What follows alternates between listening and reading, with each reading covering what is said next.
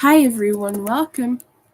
Oh, oh, sorry, I forgot to raise my volume. Hi everyone, hope you're all doing well. So today I intend to work on the border of my blanket, but before that, I got a commission for a little Frankenstein monsters candy corn thingy, very cute. So I'm thinking of working on that first. Um, I think I'm gonna have to make it a little bit bigger than Blue Rabbit Toys pattern that I own. So I'm gonna look at that right now. I've already been paid for this commission, so all I have to do is make it and send it on its way. It's gonna be super short and super easy to make, and I'm gonna show you as I make it. Let me just unravel the mess first, cause this is disappointing and this is not fun to deal with. So I'm just gonna do that real quick. I don't even know what yarn this is. This is probably like soft and shiny or something like that, like a cheap version of Caron Simply Soft, because I know it's not Simply Soft. I wouldn't have bought it, not in that color. So I think I was just buying colors, or I think it might have been a thrift store yarn. That could have been it. Someone just gave me a bunch of random friggin' yarns, and this will be the best color to match what I have here for the body, which is this green. These are just the two colors that happen to work together the best. And obviously, the top of the head will be black, because Frankenstein's monster is pretty much like that. I'm excited about making this really, because I love Frankenstein's monster.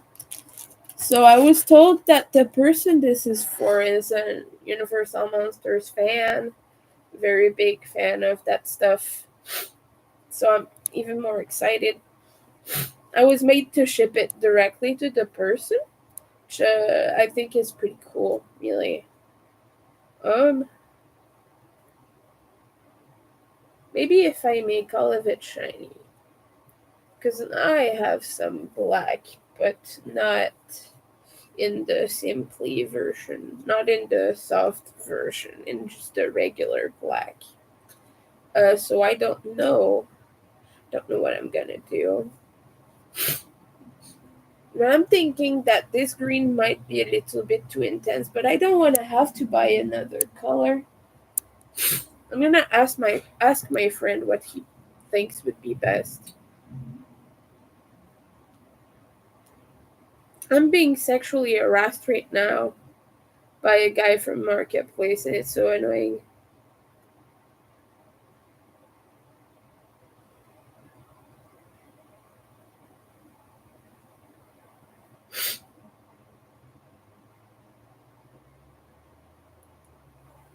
I just want to see what he says.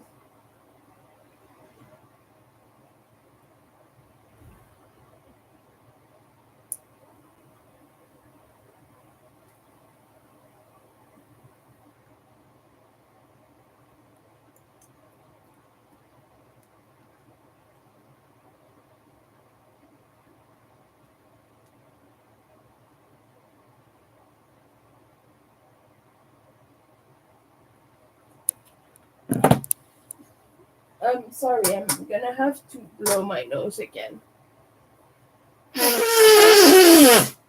So the yarn has faded quite a bit as it's drying. And this is to be expected with tie-dye colors. But it doesn't look good anymore.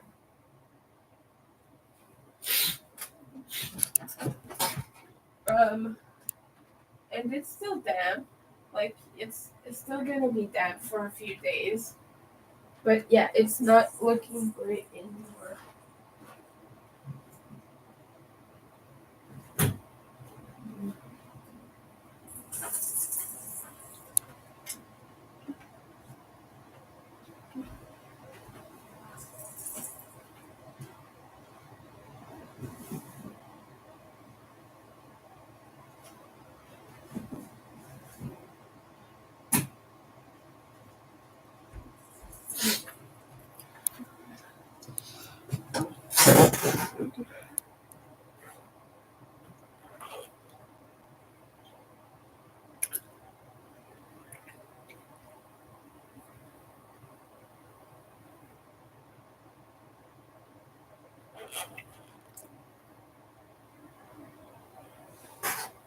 Okay.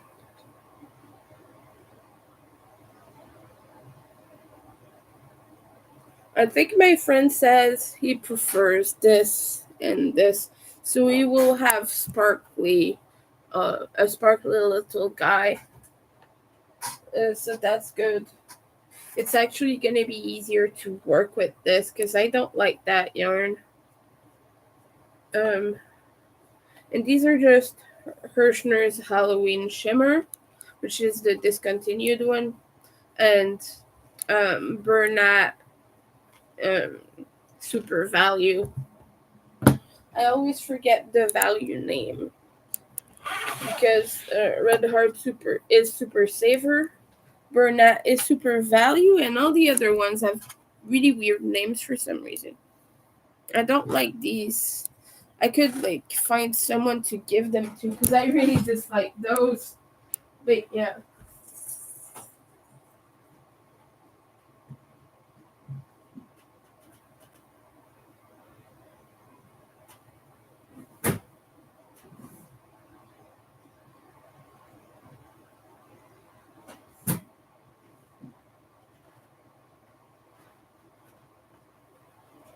I'm gonna use a smaller cake though.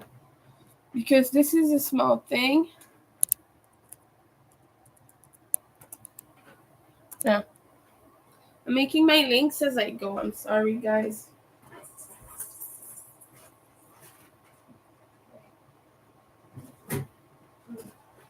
I'm back. My slippers are hurting my feet because they're folding and creasing under my foot arch, and that hurts. Dana would tell me to stop wearing them, but I don't have any other slippers, and I can't crochet them anymore. I've explained why. So we have this purple here, which is kind of grayish lavender. Yeah, it's more grayish than actual lavender color, so that's why I'm saying that. And black. Um, I want to see on the Riddler if any of them plushies are bigger than this. Because I want to make one that it will be quite substantial. I don't want to make just a tiny little version of it.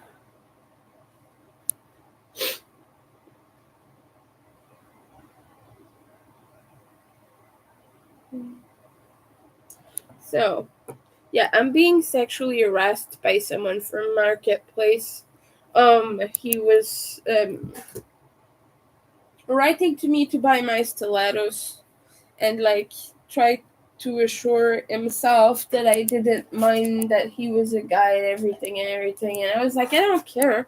You're there to buy the boots, and I'm queer as fuck, as hell. I'm sorry, I shouldn't say the other word on YouTube, but I was like, I don't care. And he started just being really insisting about sending me feed pics and things. And I was just like, dude, no, I'm not comfortable. And he was like, yeah, but no one is there to tell me if I look good.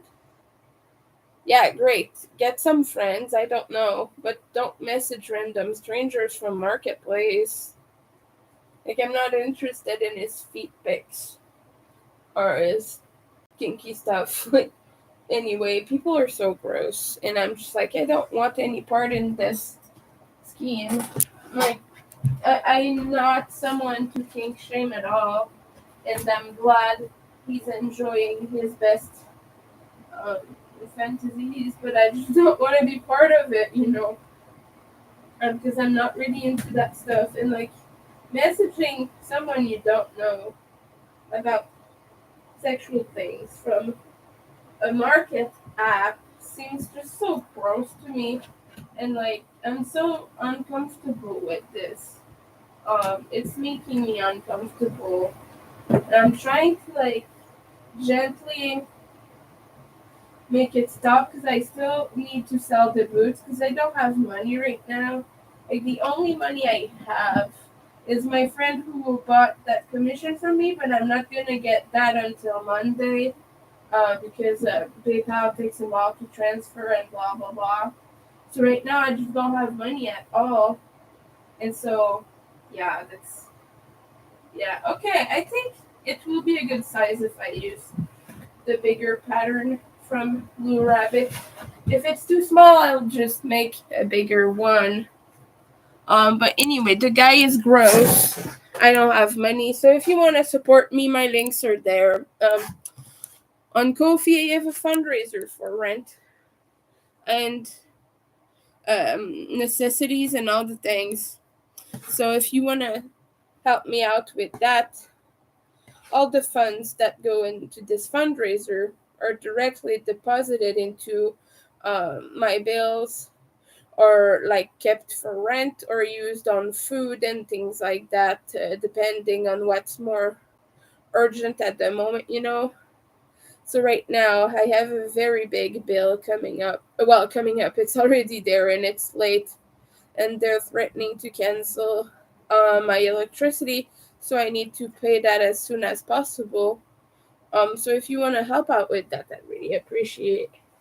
I've had quite a bit of help already, but I wanna say thank you for that. But I still have quite a ways to go on it. Um, so yeah, if you wanna help me out, that'd be really appreciated. And if you wanna buy anything crocheted from me, I have all the things. I have so many things in my Etsy shop. So I just want to say a huge thank you and send you a lot of love because it's awesome that people are interested in what I do. And I count that as a blessing, really. Okay. Yeah.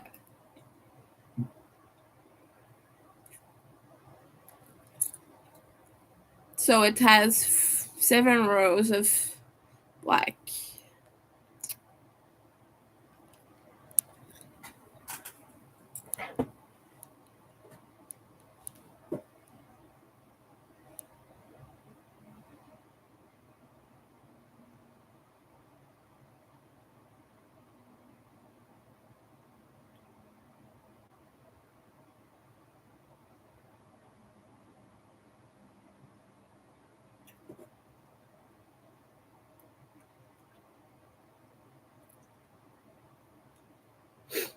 Okay. The one I'm looking at has eyes a little bit higher. But since this is a Frankenstein monster that I'm making, I'm gonna have to do the eyes inside the green because that's the face. So we're gonna adapt. We're gonna try to do our very best. And right now I'm starting with the hair. Okay, this is too small. I'm not seeing a thing here. Okay. I'm far from my computer, that's why.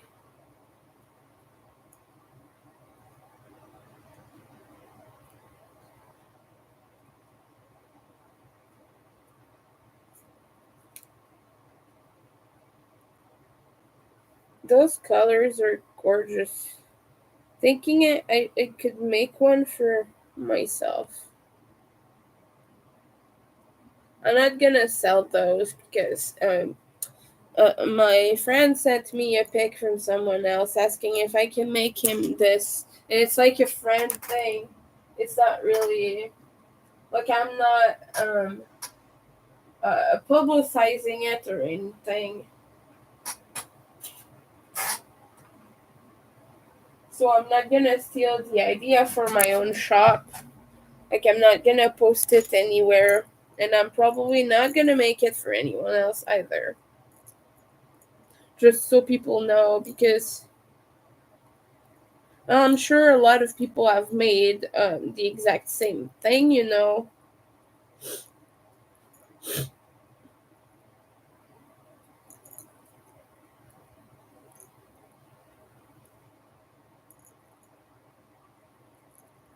Or if there is a pattern, I will buy it and then make it for my shop.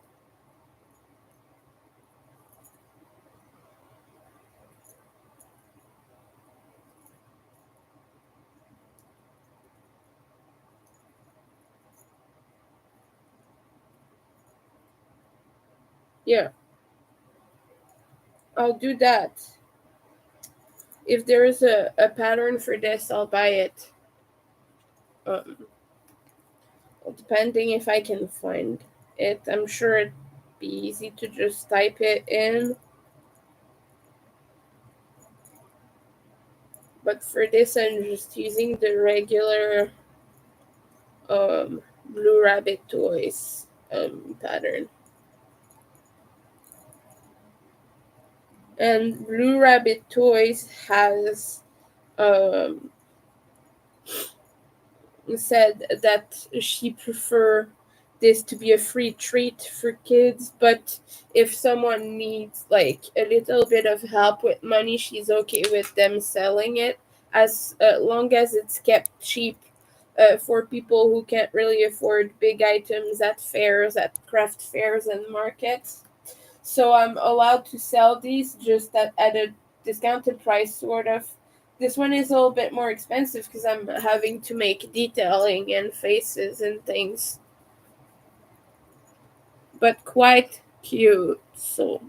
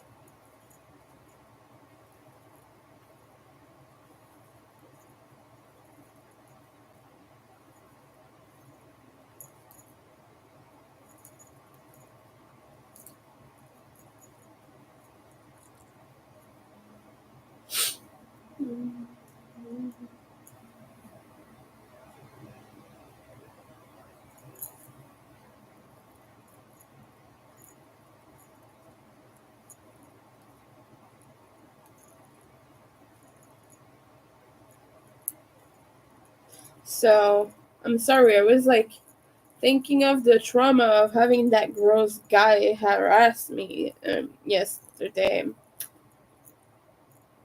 Like he was calling me in the middle of the night, and I was saying, "Hey, I don't want to bother my roommate, so I'm gonna talk to you tomorrow." And he kept calling and calling, and I was like, "Yeah, I'm going to sleep now. Bye." And anyway, he was just gross all over. So I'm sorry, I don't want to like trauma dump or bug you with that, but it was really distressing yesterday. And like I said, I'm trying to let him down gently because I still need to sell those freaking boots. Like I really need the money. But if he's gonna harass me and not actually buy them, like then I can block him. But yeah, I don't want to like um, part with the potential customer, even if he's abusive. And that's one thing like that sucks about not having money is sometimes you have to do things that are not necessarily good for you, like I was explaining yesterday. Like there is the reason I'm still eating rice even though it makes me sick, because of my allergies and food sensitivities and whatnot. Like there are things that I cannot eat because of ARFID, but I don't have an ARFID problem with rice. It's really just a reaction. It's an allergic reaction. So, but I still have to eat it because I'm poor. That's like kind of what I was trying to explain yesterday. I don't know if I did a very good job at that. But yeah, that guy is very gross, and I hope he leaves people alone. And he's trying to say like, oh, people are mocking me and everything because I'm a guy who blah blah blah. No, people are just grossed out because you're a creep. I don't give a flying anything that someone wants to wear things like that, like high heel boots and stilettos. You can wear what the hell you want, and I'm not about to judge you for that, but don't harass perfectly nice strangers about your weird preferences and your feet pics and all of that. That's just gross. It's just gross because that's unsolicited. Anyway, I'm kind of sad that happened. Is people kind of taking advantage of someone that knows they can't afford to not take the crap, you know? And that's kind of what's going on with me right now. I can't afford to tell him off. I can't afford to just block him. And I was talking about this with my friend Ian, actually, and that we talked about it in his podcast, which I was a part of. You can see it on his channel. Ian is a weirdo, or maybe it was on his second channel. I don't remember, but either way, check out Ian's a weirdo. And the episode is called "Are You Isming Me?" because we were talking about ableism and a lot of things, and the way like people take advantage of us as small businesses and try to like put their gross agendas on us because we can't go away, we can't afford to lose a customer. And so that's just like what's happening with me right now. And I apologize for the raspy voice. I'm just like still riding the allergy train. So that's, yeah. I'm hoping my his friend likes this. I think she will. I think it was for a lady. Not quite sure anymore. Anyway, it was for a friend's friend. I hope they like this, whoever they are. So I'm shipping it directly to them.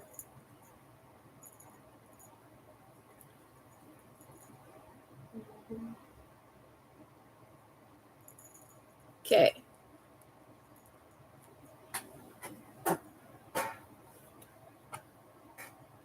When did it end? Oh, I still have the Billie Eilish song stuck in my mind, the Barbie one. And now I'm just like trying to not sing the lyrics because I don't want to get copyrighted. I don't want to strike on my channel. I already have a lot of phobes reporting me on stuff. It's happening a lot on Instagram and Facebook. I think it's not happened yet on YouTube, or I'm hoping not at least. I know I got reported by that woman because I talk about my links and my money problems, and I told her off and deleted her comments, but I think she reported me or something because what she said had a bunch of like eye rolling emojis and things like that, and you just know that those people usually report you when they say things like that. They're usually not too kind about it either. They're like, be gone, you. They're not nice about it, basically.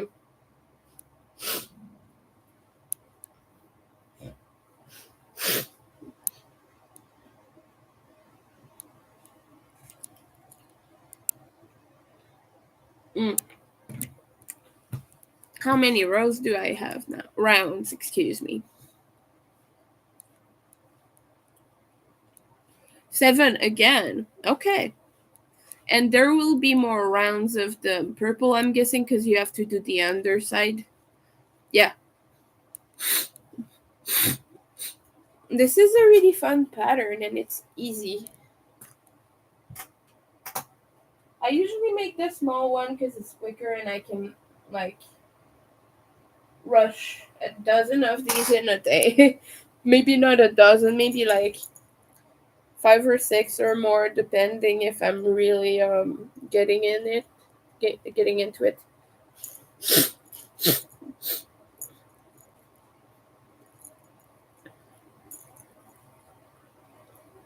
So far, that's what it looks like.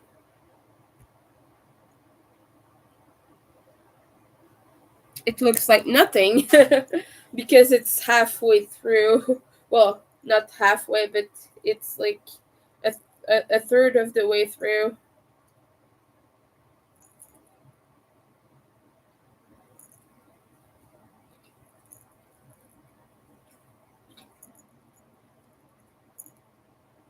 I love it.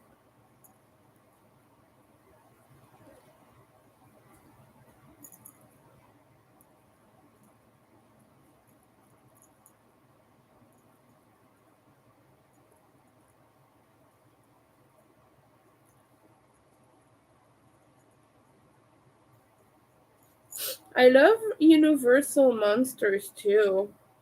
So, like I said, I might have to go with it and make myself one. But that could be cute home decor for Halloween. I'm always looking for Halloween ideas.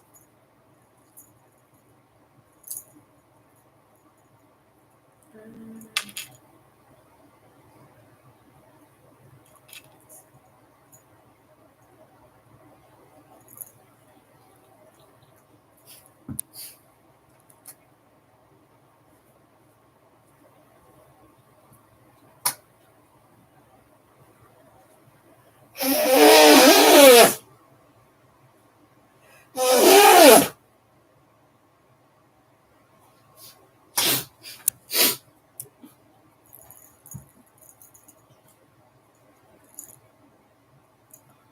I might actually want to make smaller ones with regular colors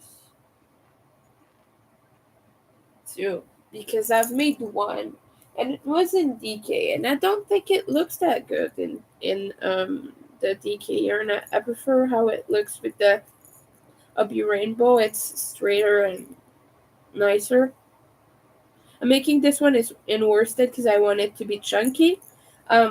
I charged like 14 US dollars for it just because it's a commission and I have to make a few extra pieces. Otherwise, it would have been cheaper, of course. But yeah, this is at the effigy of a character, so like even this is if it's just simple little bits on it.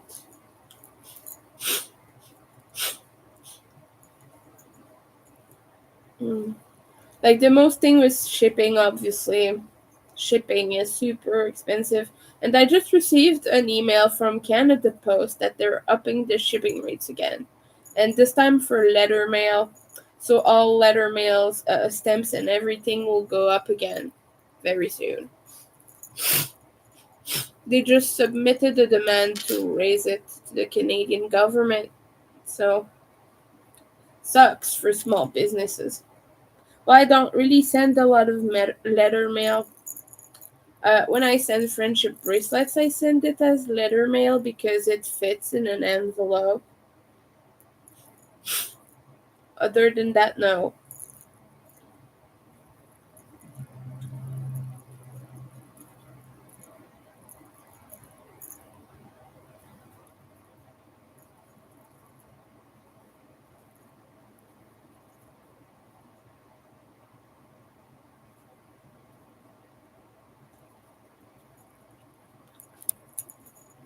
Oh, making a little Frankenstein's monster. I also wanted to do like Beetlejuice ones. Because Blue Rabbit has made a bunch and oh gosh, they were cute. So if I can manage to make a few to sell, that'd be great. Because I love Beetlejuice. Beetle breakfast. Orange beetle. Don't remember the other ones. Beetlejuice, Beetlejuice, Beetlejuice. Oh, Michael Keaton didn't appear. Oh, that's sad. I love Michael Keaton. I just can't pronounce Keaton properly without making it sound like kitten. Well, kittens are cute, but Michael Keaton is not a kitten. He's not a kitty. I just hate pronouncing with T's. I struggle. I have to overpronounce them. Otherwise, they sound like I'm not pronouncing them because of my speech issues. It's not even because of my English. It's really because of my speech. People say, "Oh no, you just have a French accent," and it's a little bit dismissive of my speech struggles because I feel the struggle inside my mouth as I speak, and people say, "No, you don't struggle with speech," or "No, we can't perceive it." But that's very dismissive because it's there. Like, I can't help the way I talk.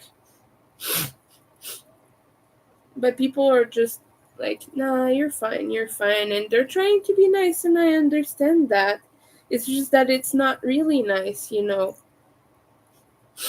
It's just not really nice. It's like fake nice. And you have to be conscious of how people feel when you say things like that about disabilities, because it shouldn't be a self-worth thing of like, I have speech issues. It shouldn't be, "No, you're good, honey." It's not bad to have speech issues. I'm not lesser than because I have speech issues. I just have speech issues. So you don't have to reassure me that I don't, or that I don't sound like it. It's not reassurance. What it does, if anything, is just prove to me that you think people who have speech issues are lesser than you. That's the only thing it achieves, if I'm being honest. I know that it's not your intention, but that's how it comes across when you say things like, "Oh no, you're fine," when someone talks about their disability. Well, I have a disability. It doesn't make me any less good. I might struggle a bit when I speak, but like, that doesn't make me unsmart or bad or anything else for that matter. So you don't have to, quote unquote, reassure me that I'm not disabled enough to be seen. That's actually dismissive, and it's something that, like, it's really hard for people to face that. The struggles I face are real, and I'm entitled to speak about them. I don't want this to sound any kind of mean. I just kind of want to explain where I'm coming from with this. But it's true. Like, it hurts me when people say those things to me because it's erasing who I am.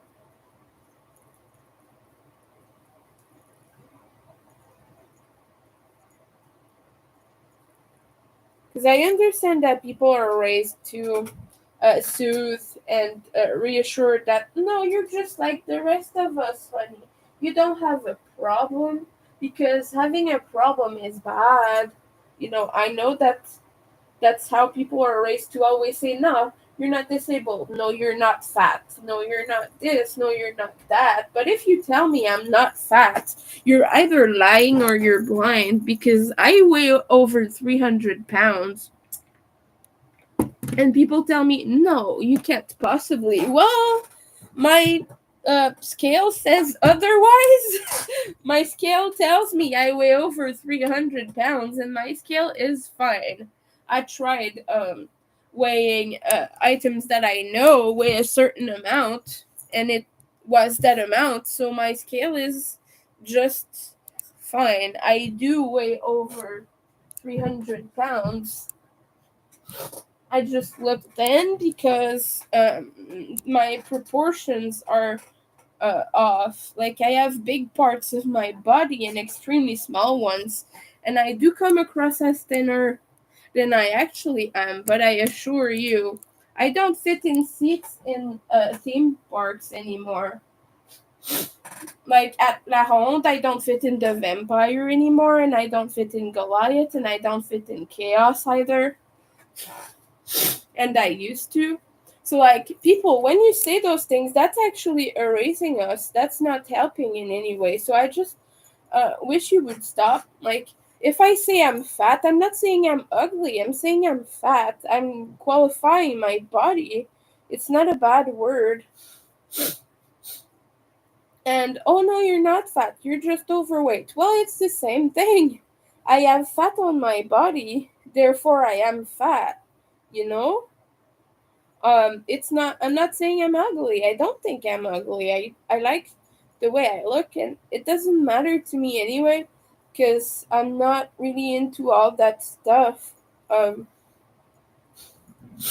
so to me, I just have a body that is mildly broken because I have a lot of disabilities.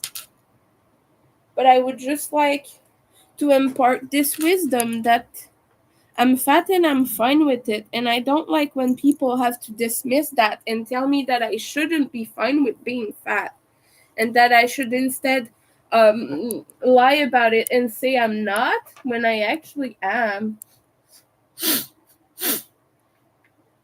Like, people try to shame you when you say you're okay with the way you look. And they're like, you're promoting being unhealthy.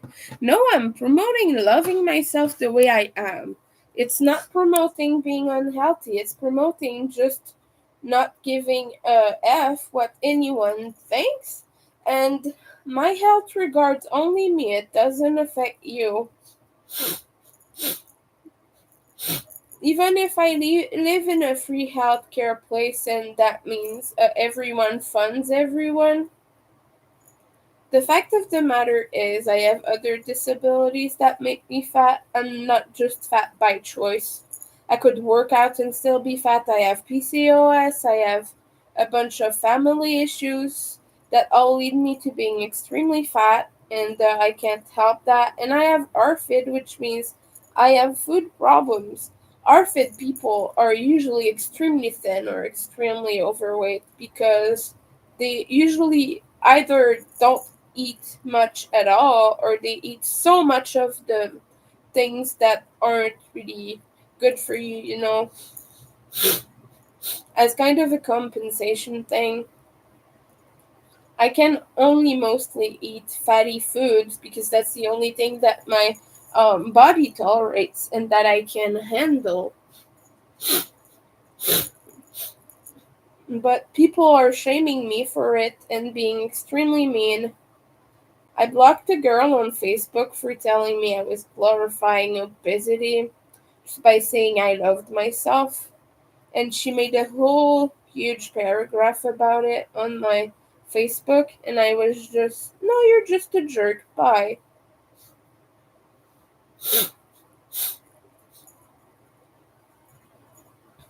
And she said, I'm overweight myself and I don't glorify it. I try to be better. That's what she said. And you think I don't try to be healthier? I don't. The thing is, I try to be healthier, not on fat. And you have to really dissociate the two.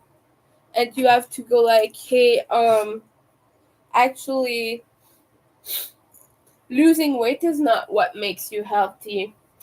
Eating well is what will. And I can't always eat well because of my disabilities. And people just don't want to understand that. They say I'm just being lazy, and they're mean about it. But try having our fit and talk to me again about what it is, like, just for fun.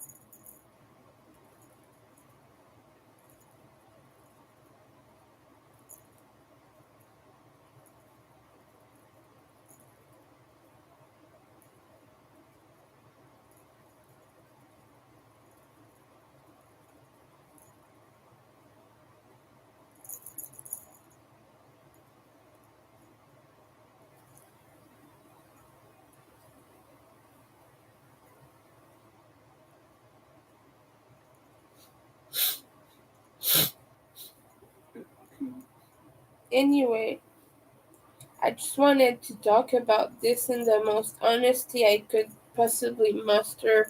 I know that it's upsetting a lot of people that I'm comfortable with myself somehow. And they feel like they have to down me to re-up me again in their own way as a non-disabled and quote unquote normal person. Like, a lot of people don't realize it, but that's totally what they're doing when they're like, oh no honey, you're not disabled, you're fine. It's like you're like putting me down to build me up as a non-disabled person, as an able-bodied person. But I'm not an able-bodied person. That's a reality I have to accept and live with. And like I said, I don't put myself down by saying that. I'm just being who I am. And I would appreciate if people would just stop trying to remove the disability of out of the person and just realize that I don't have to do all the therapies and things to be perfect with speech and to be good with everything and blah blah blah.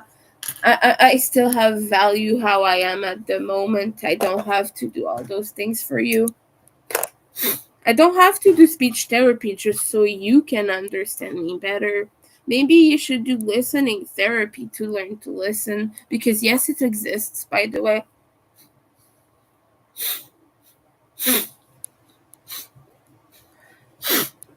I'm sorry if I sniffle a lot, but mucus is caught in my nose, and it doesn't come out when I blow my nose. So that's the only thing I can do right now. It keeps getting caught. It's still stuck. It stays stuck. I'm sorry, I can't talk right now, but it stays stuck.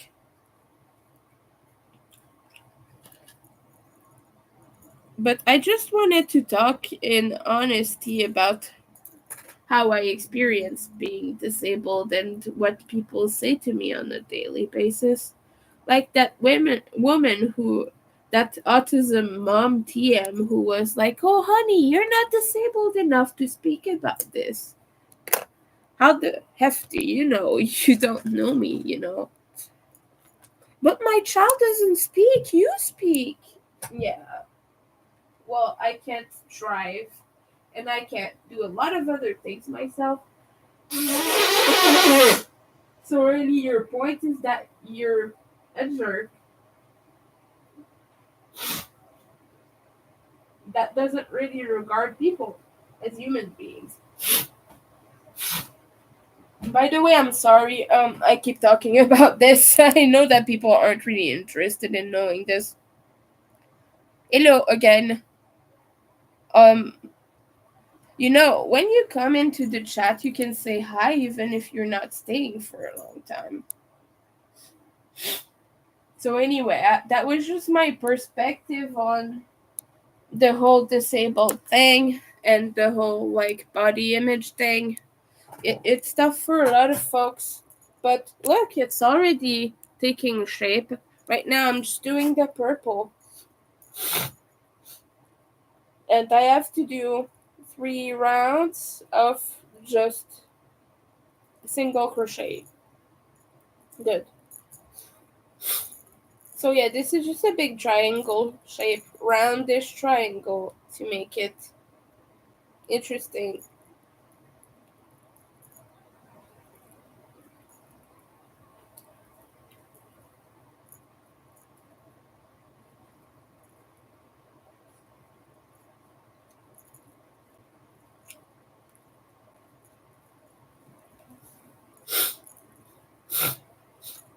And now this only has regular rounds, I think.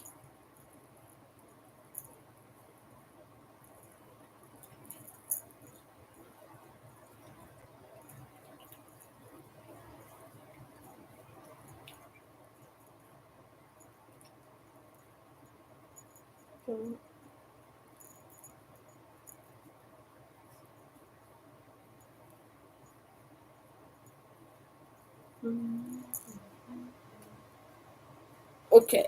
Does that? Yes. Oh, I still have more instructions. That's good. So, now I'm making the pants. This is the pants, the purple pants. It has purple pants.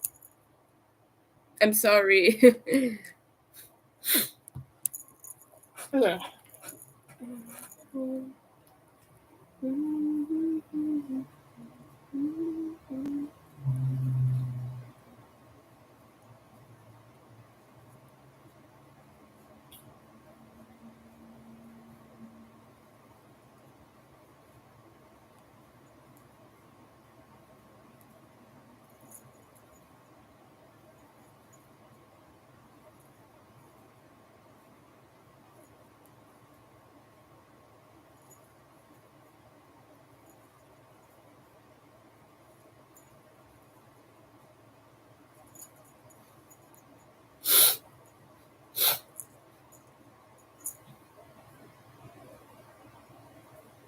So, this is a colorway that I don't really know what to do most of the time with.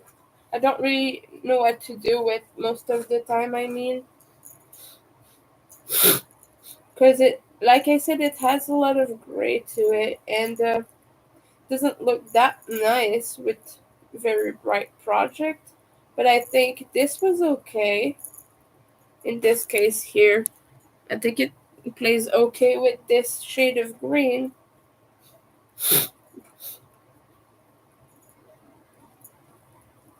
And it looks brighter because it's next to a bright color.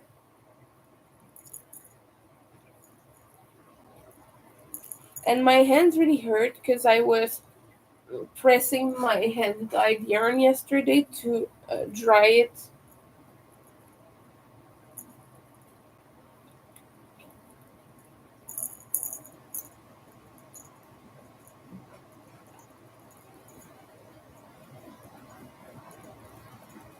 Now let me know what you're working on.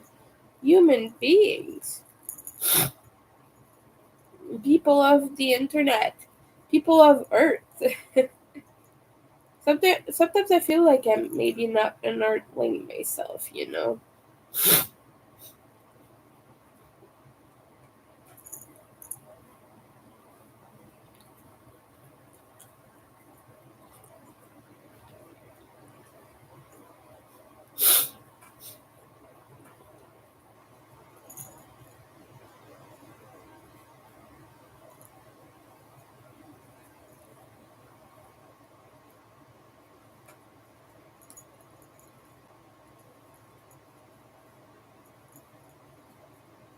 Now, this one is big. It's bigger than I thought it would be. And I'm satisfied with that. Just wanted to make it extra a little bit. Okay, one last round before I start the decreases.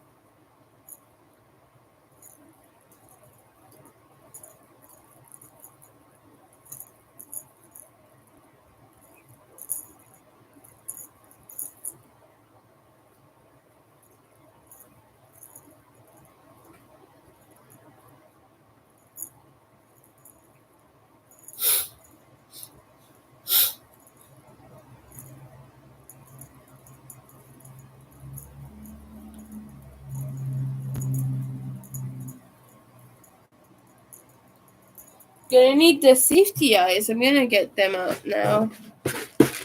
I'm thinking of using big ones. Like these. Maybe that? No, that's not. Ah, maybe. Yes. Yeah, okay. These are the like 12 mils, I think. Yeah, I'm pretty sure. Okay, and these go with these? Yes, they do. Perfect. Now, just gonna use this. Close this back up. There.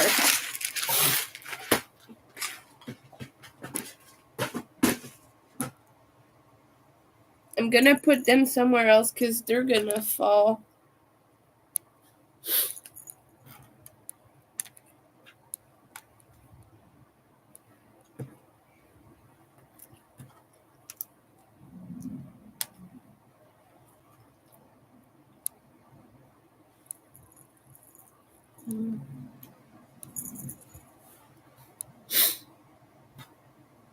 Okay, let's finish this bad boy. Well, it's a good boy. It's a good Frankie's monster.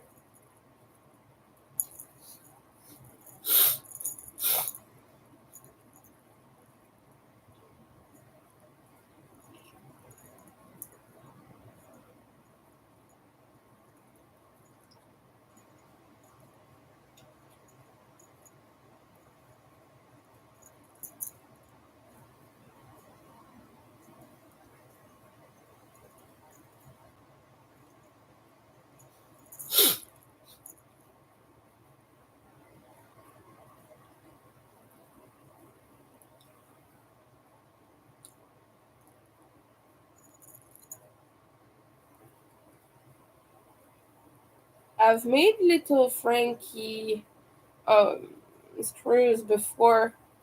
I don't remember exactly how I did it, but I know kind of how to. So I hope I will manage to do that again.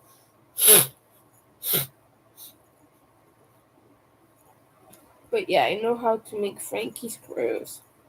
I've made the treat bag with a Frankie monster.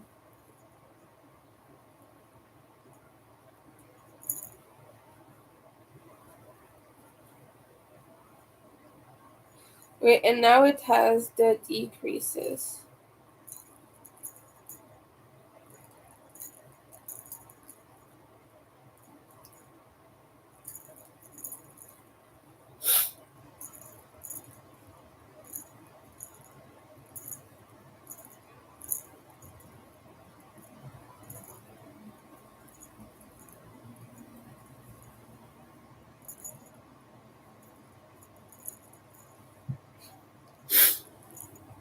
Okay.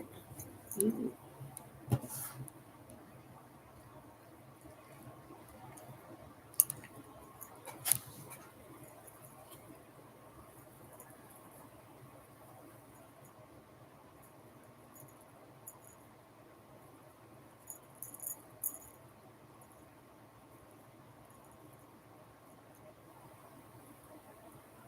Uh, it's taking shape.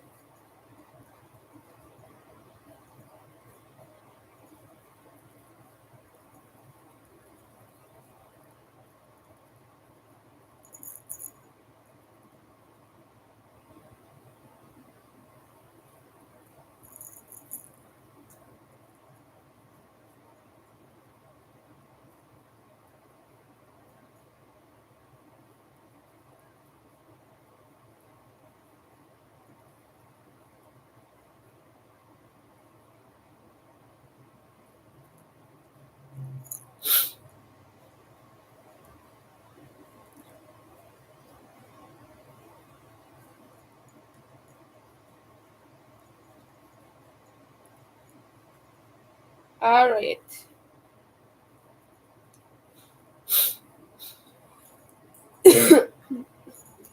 I'm already excited for Halloween.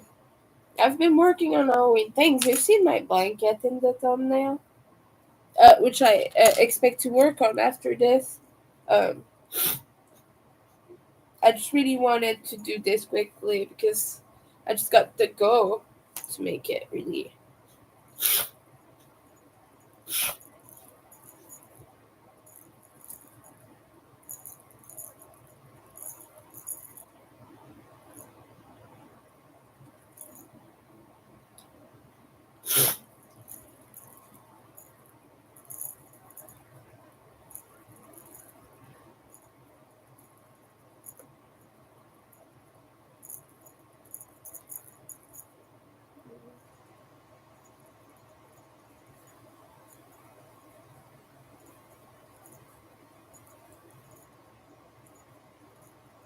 And this one is super cozy and soft. It's gonna be a nice plushie. to cuddle.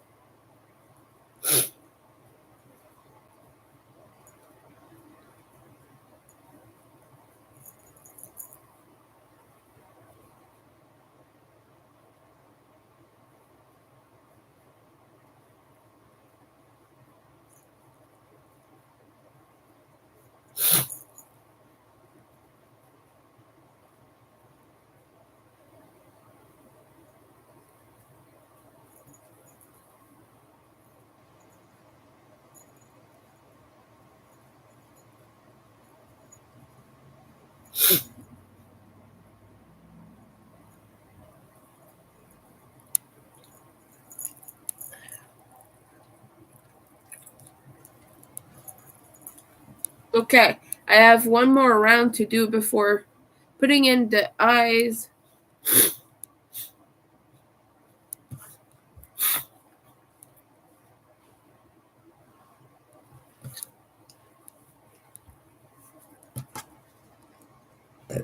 I'm sorry. Oh.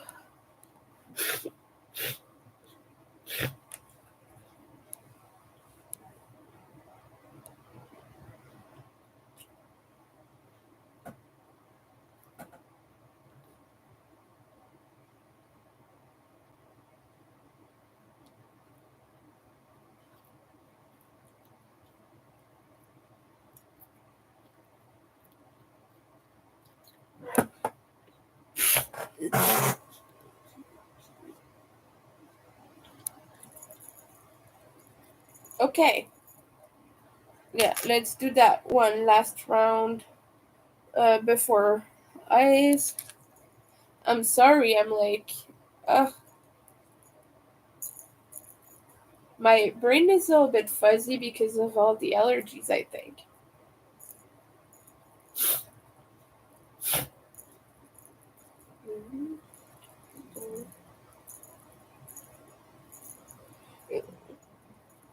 By the way, I have a listing in my Etsy for candy corns. If you want to buy any from me, just like put in the colors you want. There's a customization box. You can click on that and type any color in you want and buy those that are already available. I have a few queer ones. Interesting. I have a trans one. I have a bisexual one. I have a polysexual one. I have a pansexual. Um, what other ones? I have a bunch. Like, go and see. I have one Beetlejuice one.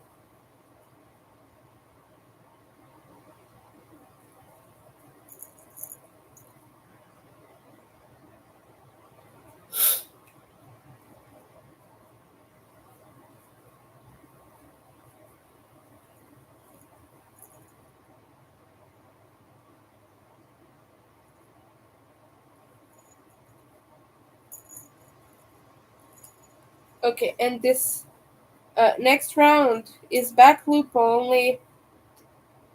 So we're just gonna put one stitch here to remember that. And now we're gonna put the eyes in. And to do that, I'm gonna look at my friend's photo that he sent me. Because they're in a different position since the purple is supposed to be the shorts, like the pants. Okay, the guy is still like bugging me, but I'm working.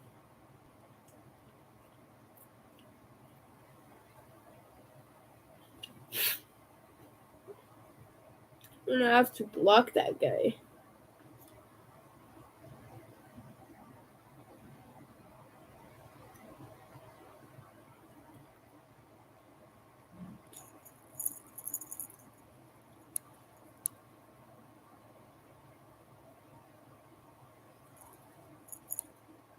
Mm.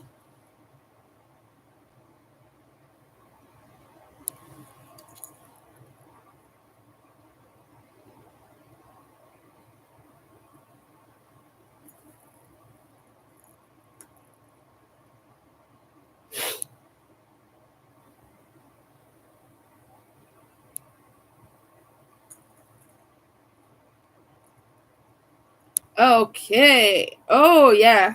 Look at that. That's cute, right? Okay.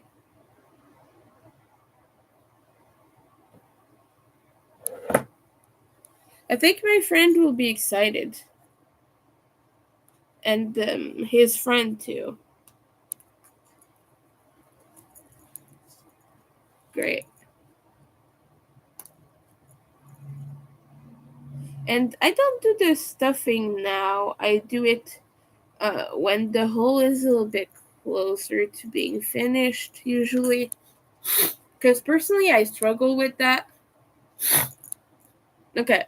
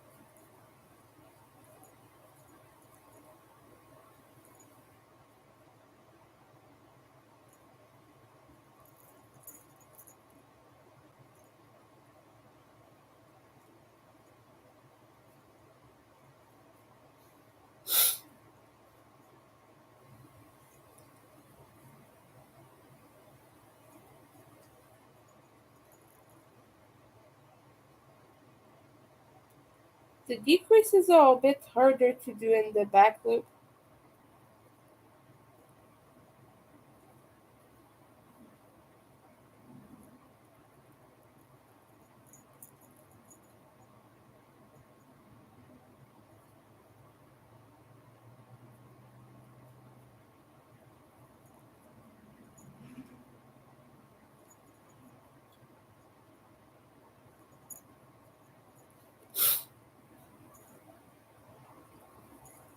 Ah, there you go.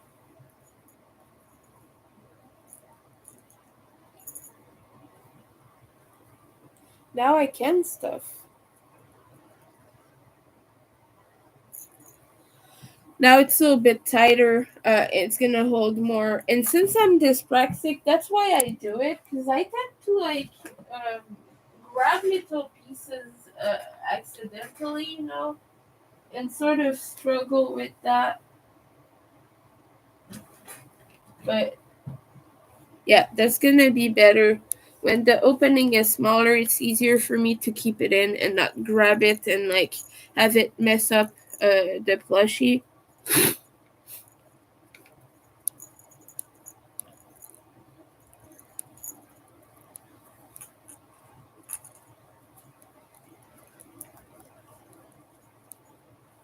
And you want to not stuff the bottom as much when you do these. You want a flat butt.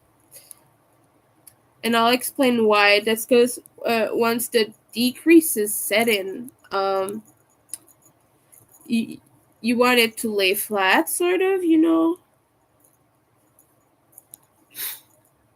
So you gotta stuff down the sides and be careful not to stuff the bottom.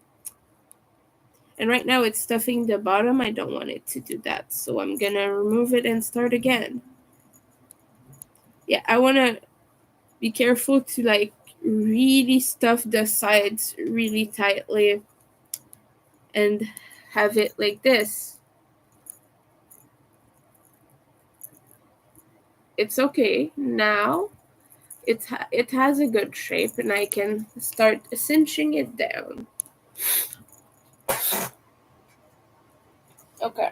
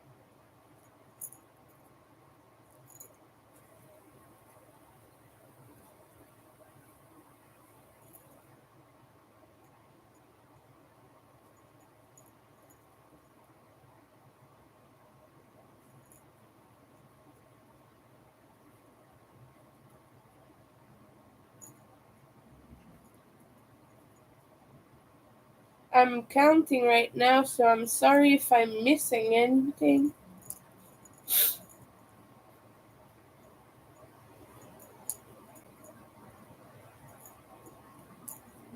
And now I have to do one more of this. Oh, before I do the 6 decrease.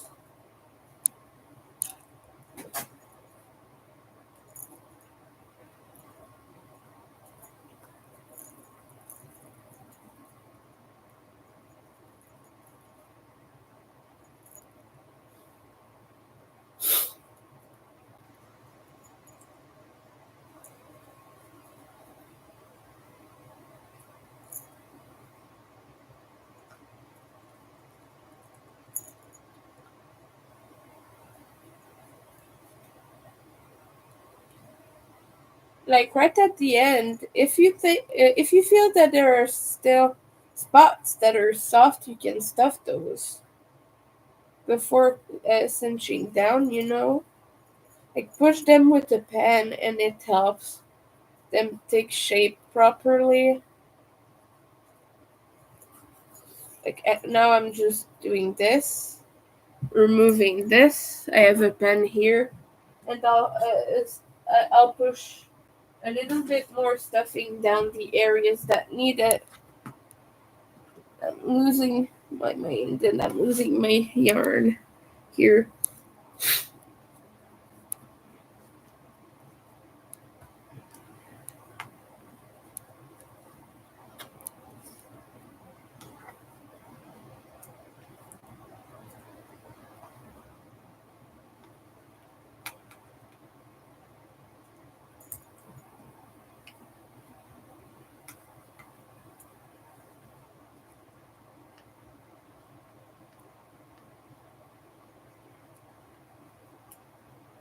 No, I need to keep this for another pattern I'm doing. So I keep the pen by. Okay. Now we do the finishing touch. Just the last round.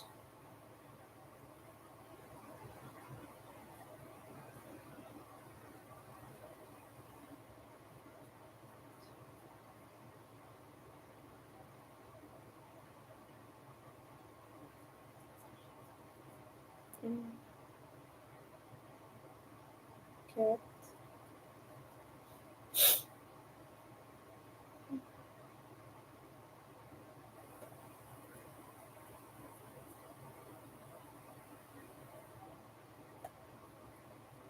And then I count to make sure. Yeah, good. Okay. And yes.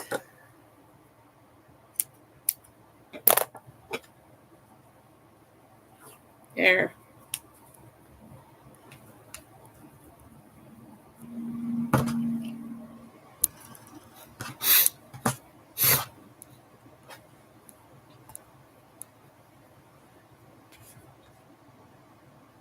And for the rest, I don't really need this.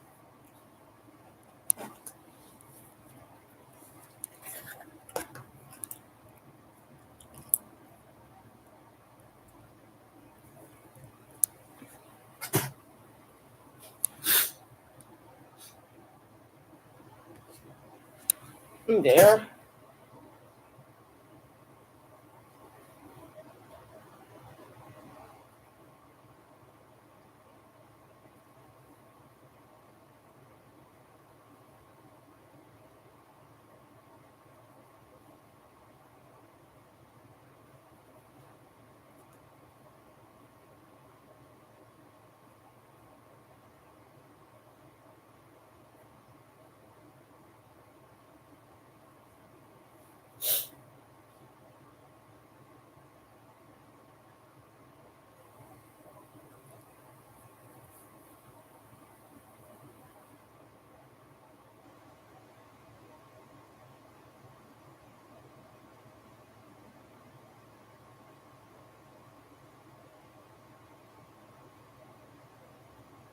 I'm just trying to weave my ends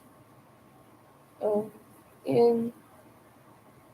like by like cinching this and then going through the stitches here.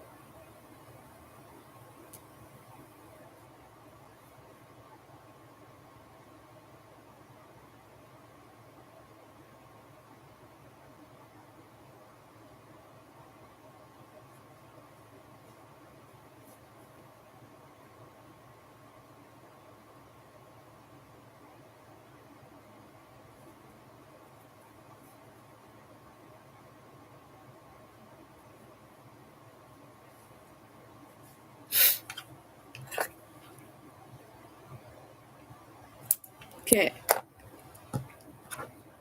Ah, there. Look at that. Look. Oh, that's cute. Right? That's cute, right? I'm not sure it is. Well, I think it looks cute, but I don't know what my friend would think until I show it to him.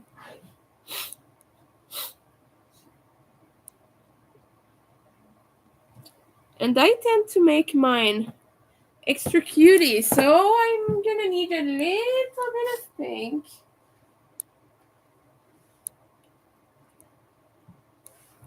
Let's see which one, though. No. Yeah. Mm. I have to go with some floss, I think. I have a bunch. I don't think I have pink in there, though. Oh, but I have black, which I need to do the detailing anyway. Oh. I'm in pain. Oh, I have pink in this thing that I kept from friendship bracelets and things. Uh, I'm seeing this. I think this pink looks okay for the blush. Okay. Okay.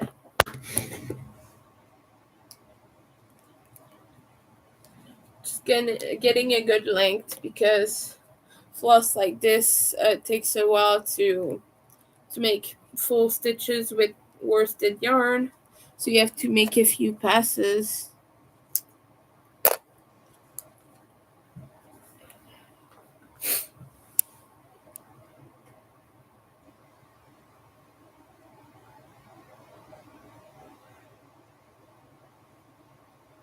Yeah.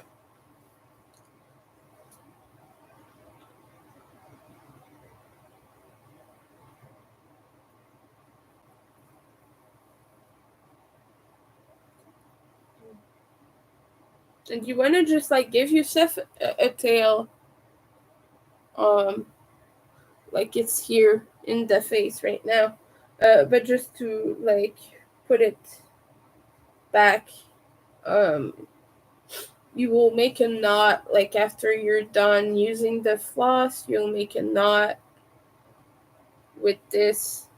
Ooh, wrong side here. You'll make a knot and pull it back inside the plushie. That's just how I like to do it.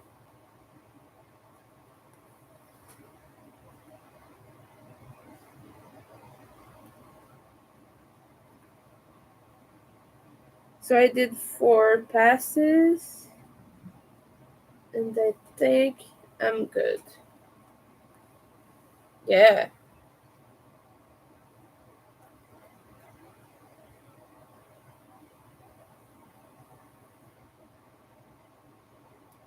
Mhm.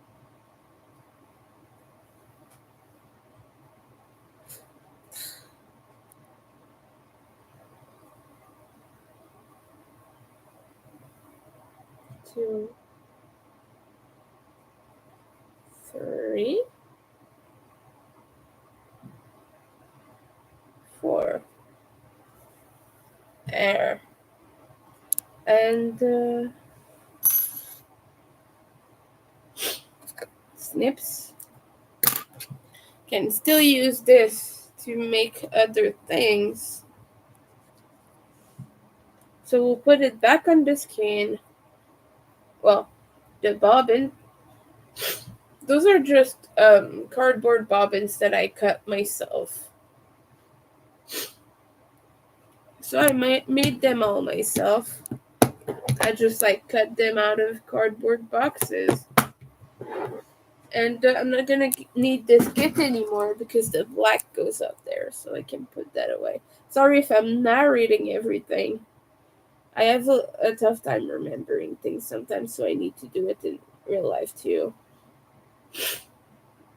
So don't mind the fact that I'm doing it on YouTube.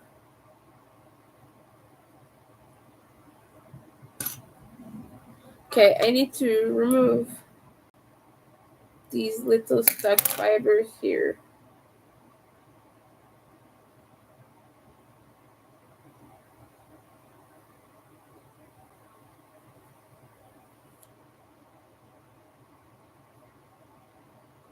It looks okay. Good. And now I'm just gonna push back this thing, this big knot.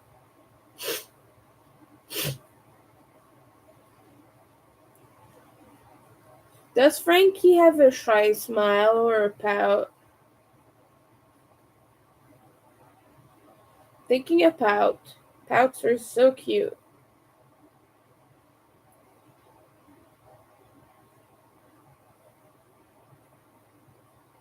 Yeah, okay. And you just push the tail back inside, like this. So, Frankie's monster will now have a face very soon. I just want to black, give myself enough black to work with.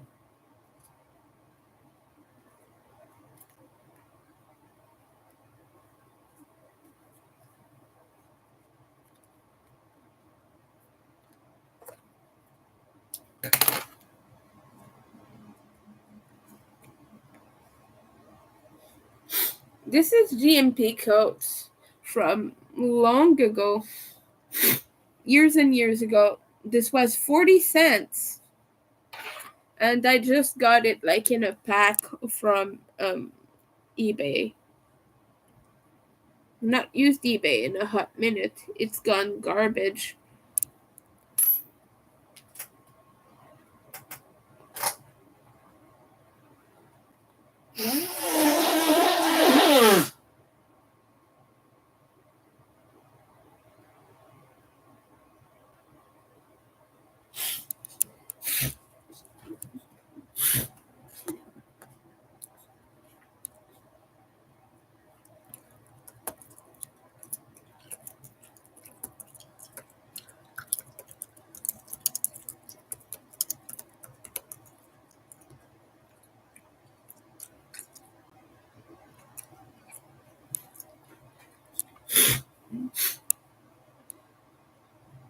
Mm.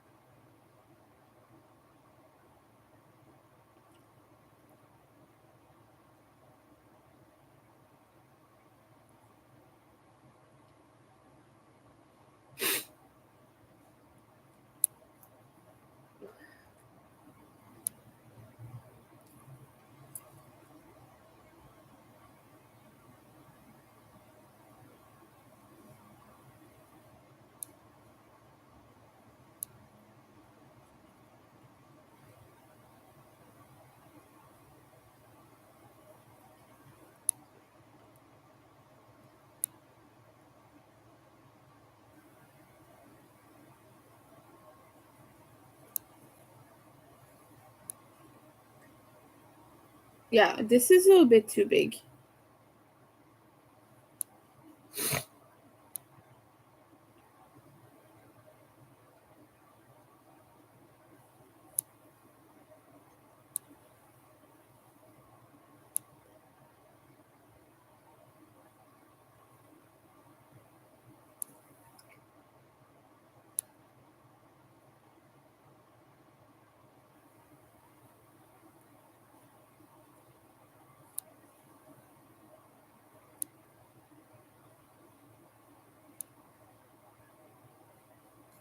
And I want to do the forehead thing. I think I prefer that. Like, the image my friend gave me had the just a little stitch, but I think I want the full Frankie look.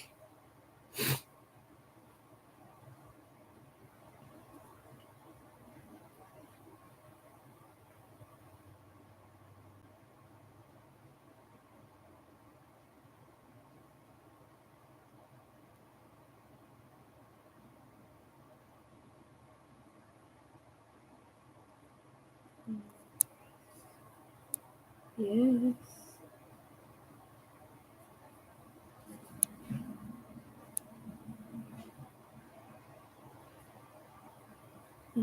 Yeah.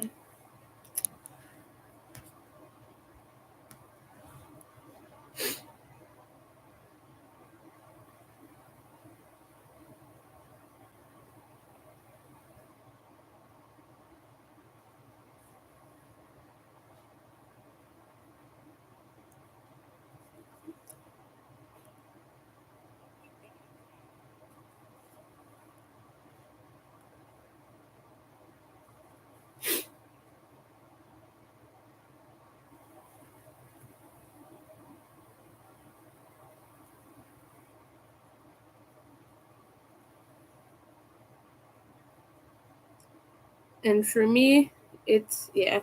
For me, it doesn't matter much, but I'm just like trying to give my customers an extra length, like when I make things for them. Just make it like good. Like good. I don't know why I said that, but just making it look a little better. Personally, I think.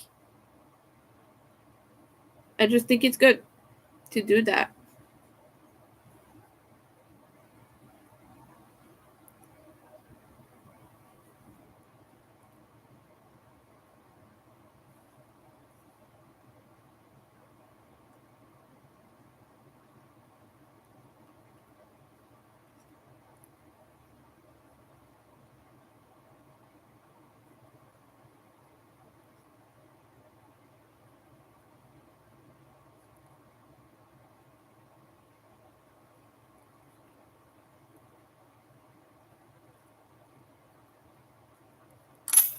And then I can knot this.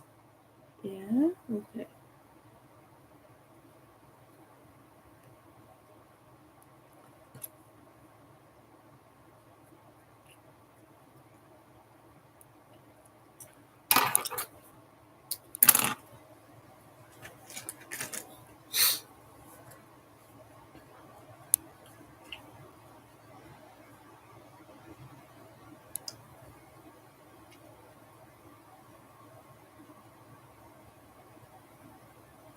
Now we're gonna cheat a little bit because I don't have the right shade of gray in worsted yarn.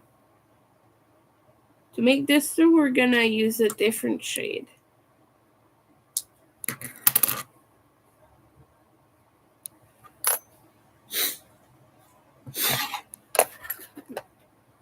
Look at that.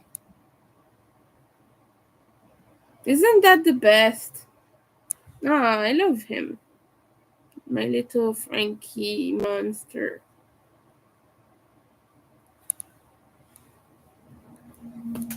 It's all smiley and cute.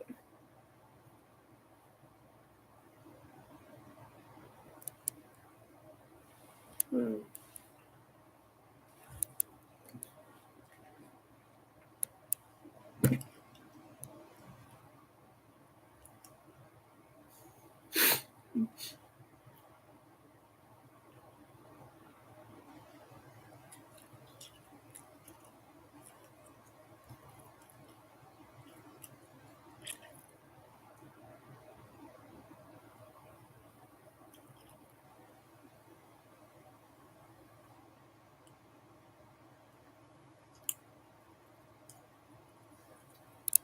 Yeah, I'm gonna go put back the colors I don't need anymore, and I'll be back.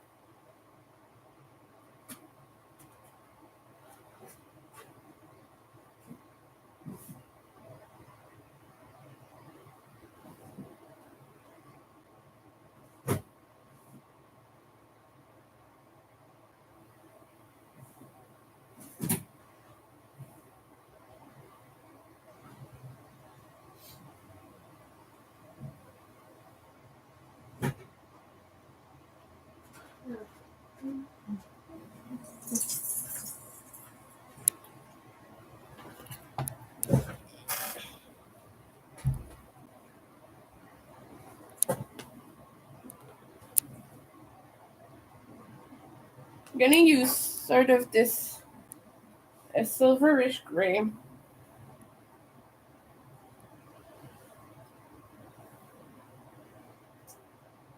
Uh, it's like all twisted with green. We don't want the green. We don't need the green.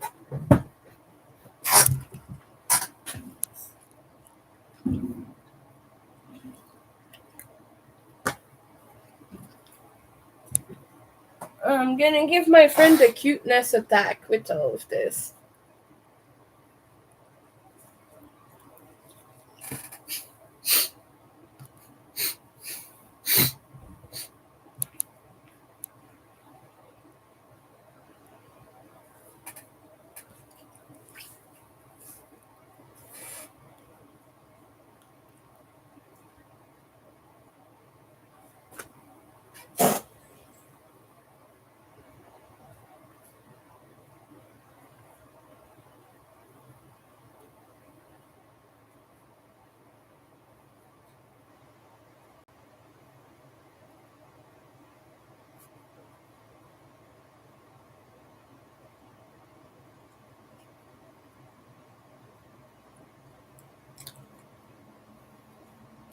We're gonna do 9 stitches.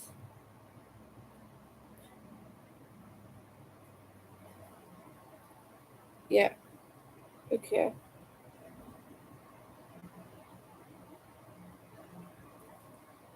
And working back loop of just those 9 at first.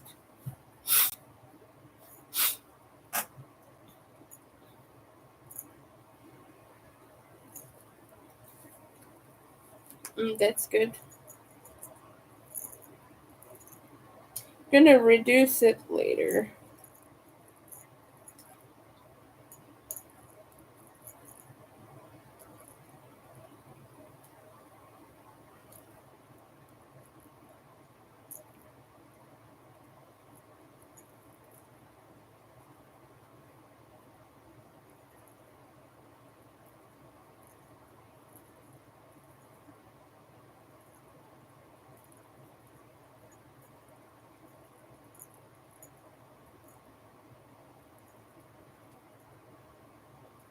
And then we just like,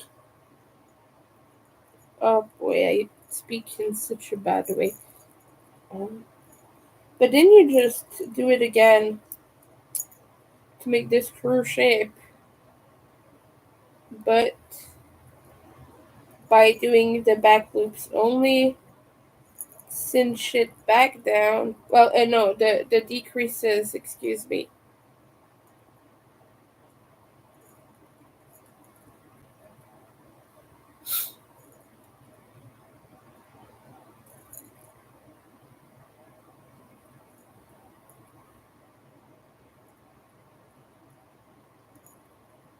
One,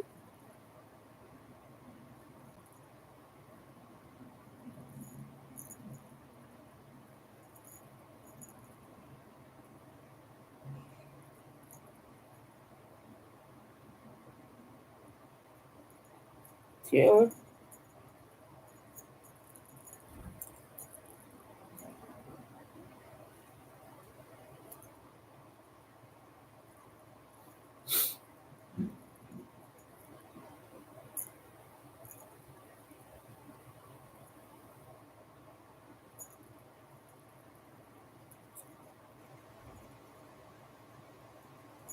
and 3. If I can manage to put it in.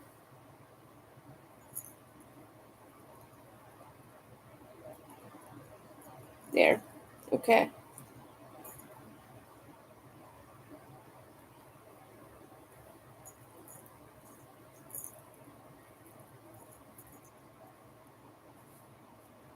And I'm just going to do a few rounds now.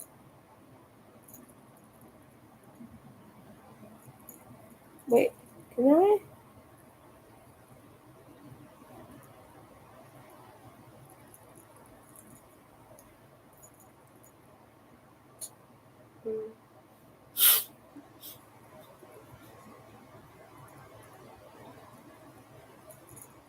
Maybe.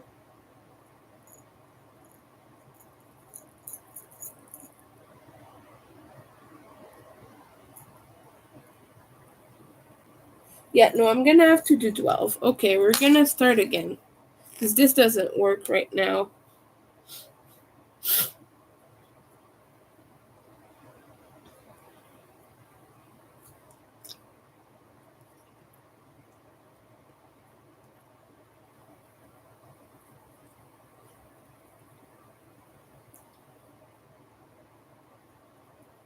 Because the ratio is not good enough.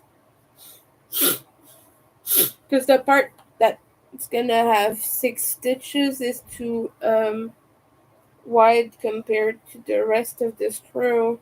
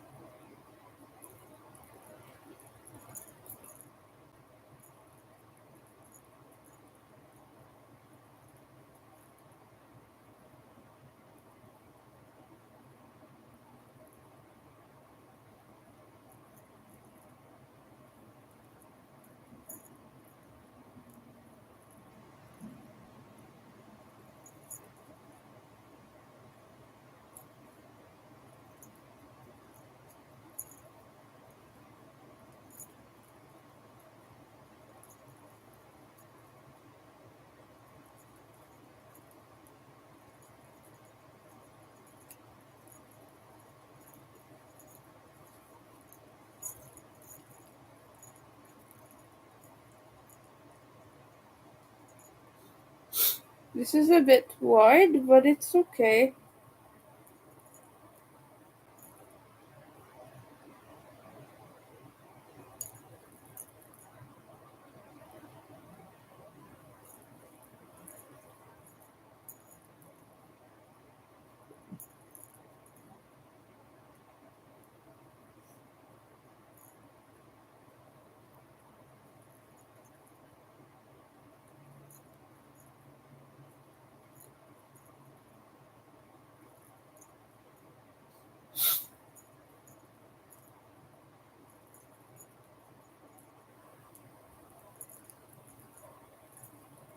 And first you make one round in the back loop to do like the sides of the screw, but then you do 6 decreases in the back loop so that you reach the screw part of the screw, if that makes any sense.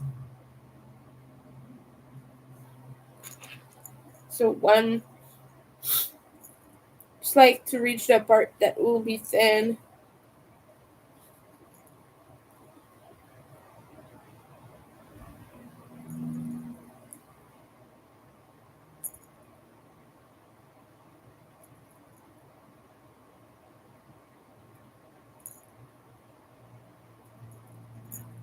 Two,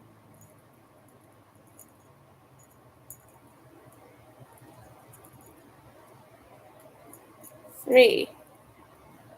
This looks better.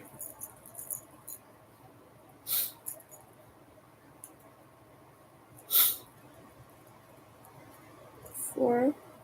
Wait, no, this stitch is not good.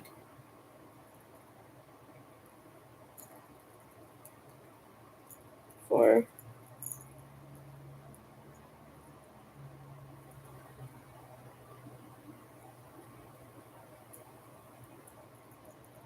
5.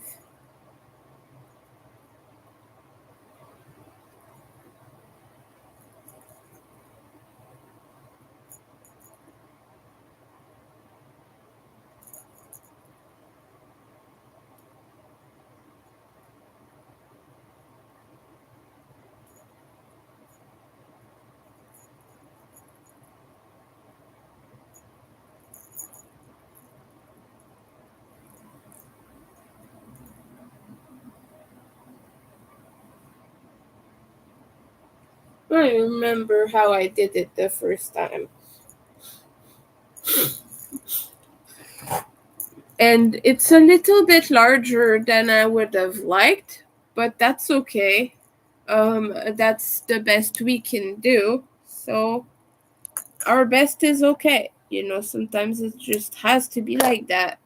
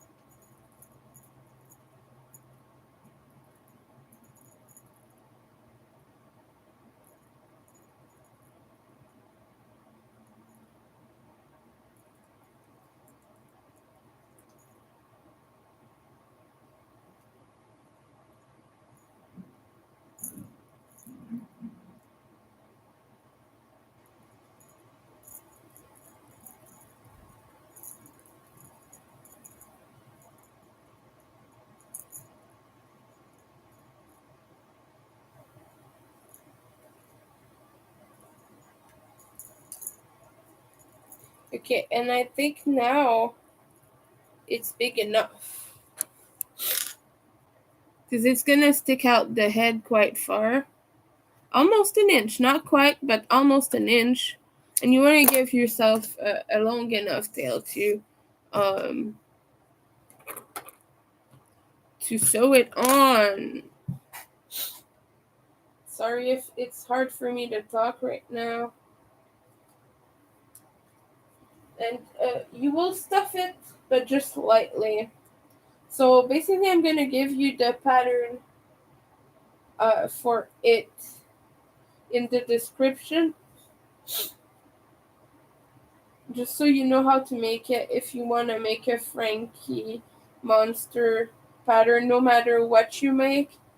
Like, it doesn't have to be a candy corn, it can be anything, it can be a, a, a treat bag like I made the last time, which are all on my Etsy, by the way, if you want it. But I will put a short pattern in the description.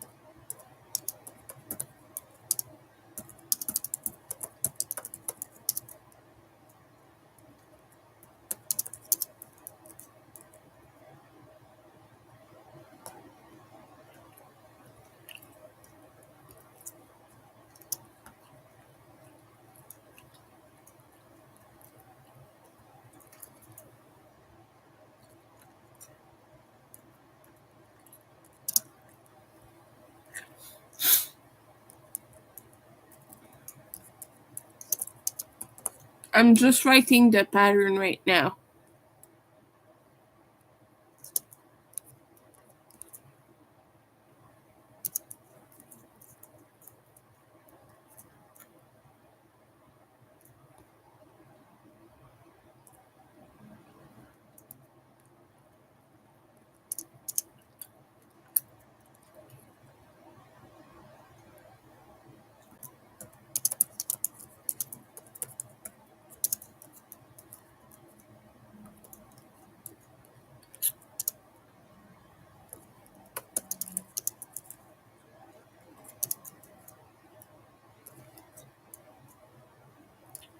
So that's 6 rounds total.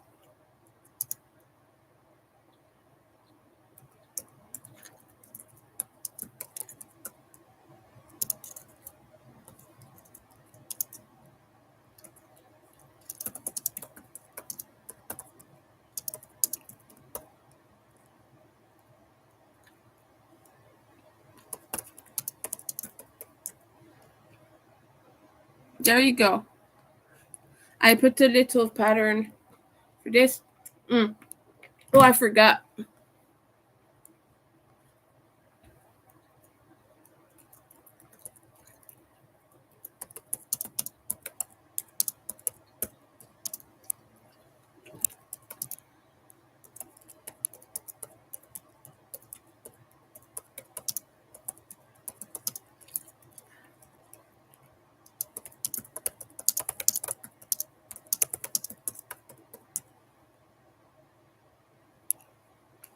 There.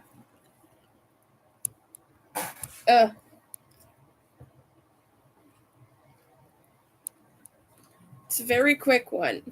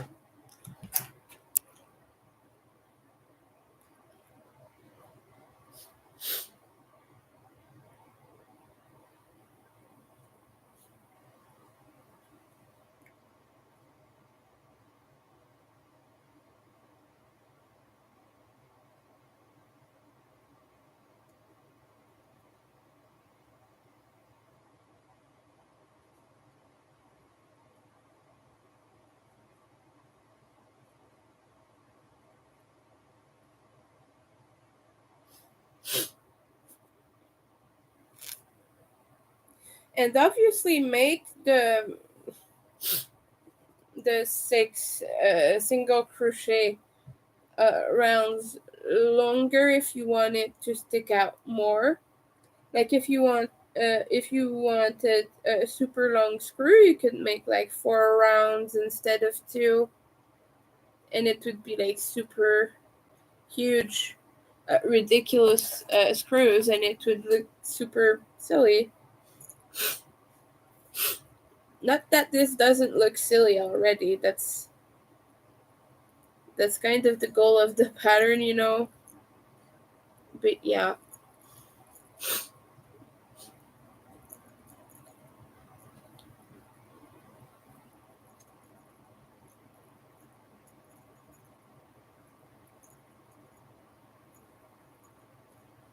I'm really going the extra mile for this. I want it to be appreciated.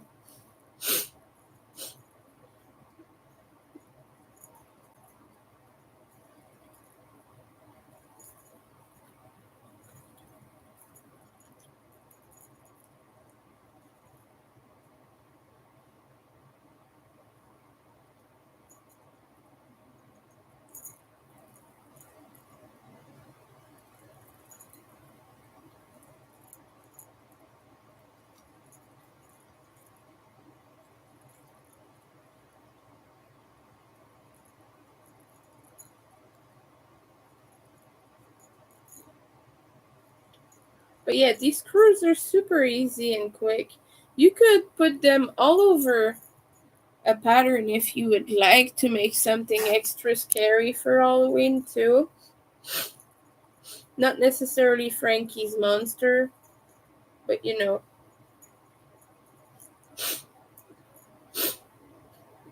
just some extra scare. Sorry, just some extra scare.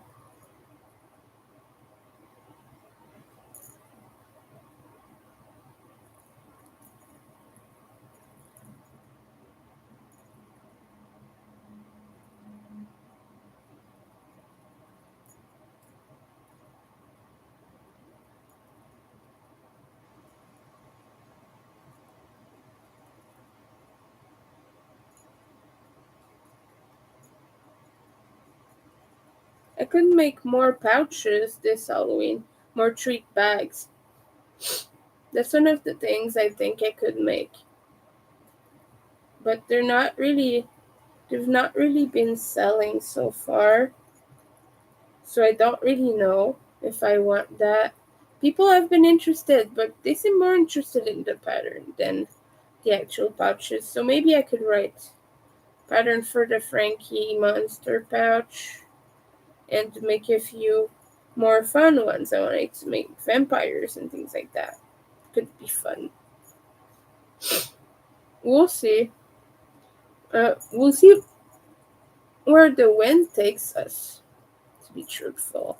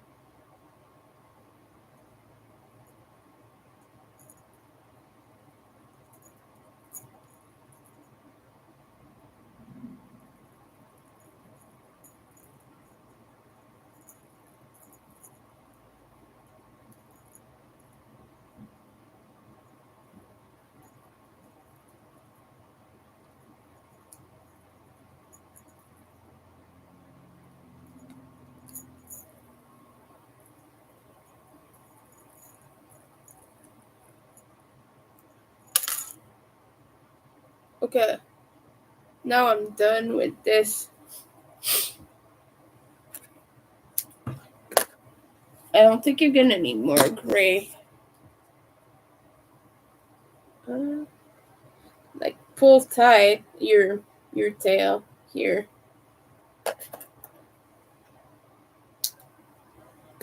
There. And a little bit of stuffing. Hey, I said a little bit of stuffing. You will not get away with not being stuffed. It's trying to escape. It's not wanting to be a good little screw. Get stuffed. Get stuffed, I said. Winter wants you to look nice. I think this is alright. No, it needs a little bit more. The other one is slightly firmer.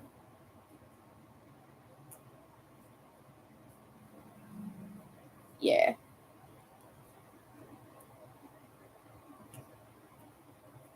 I just want to push it down as well as I can.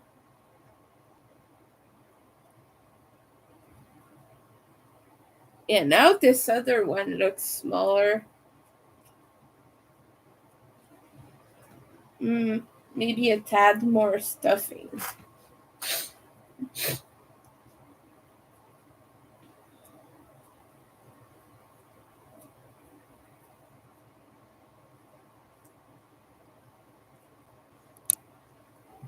Okay, they look okay. Like, look at that. Little screws. And now you just want to sew them on. This doesn't necessitate any of the things I have here. And I can put this back in the bag. So I don't think I will be working on my blanket right now because little part here of my hands hurt, and I want to rest that today. Because, like I said, I pressed my hand, died yarns quite a bit, and so that hurt.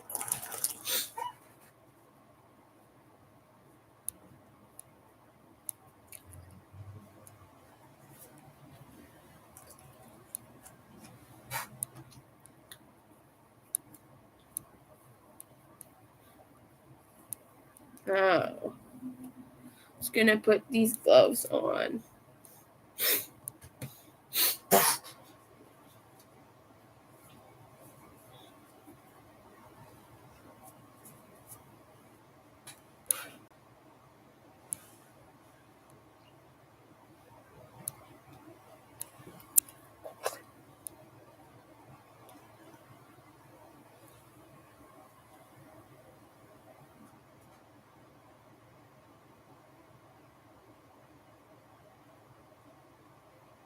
I'm thinking a little bit of white stuffing will get rid of the areas that are too black. Well, no, it didn't work. Because I used a tiny amount of black stuffing at the top of this since the hair is black. So I don't know.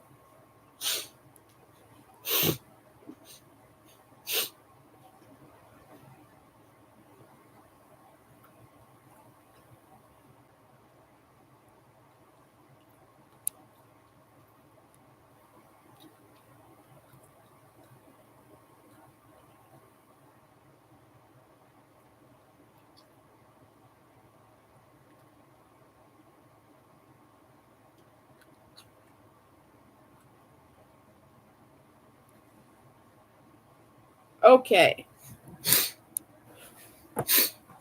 Frankie is a monster.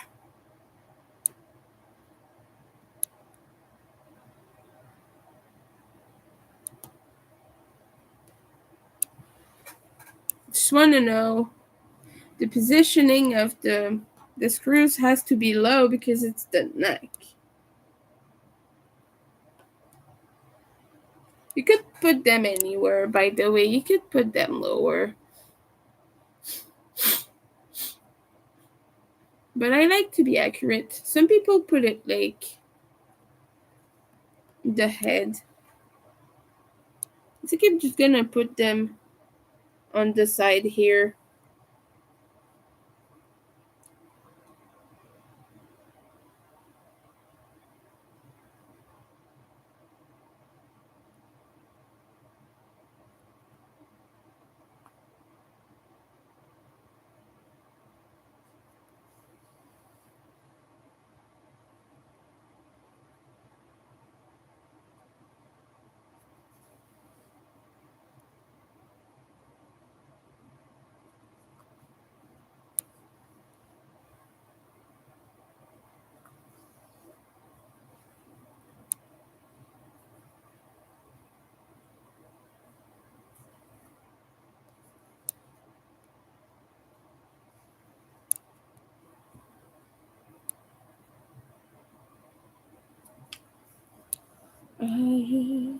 Oh, I should not sing. I'm sorry, I keep wanting to sing. Copyrighted material is not good.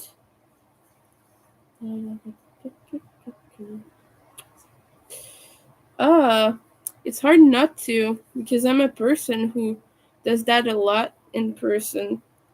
I'm sorry. Okay. Now I just want to tie off this thing here.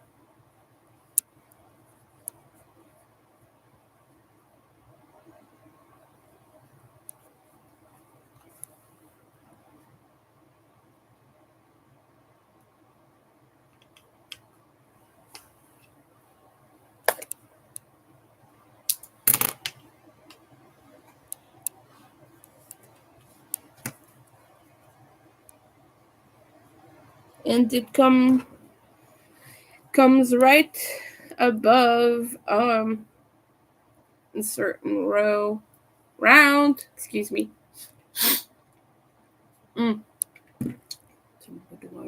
Hydration reminder, people.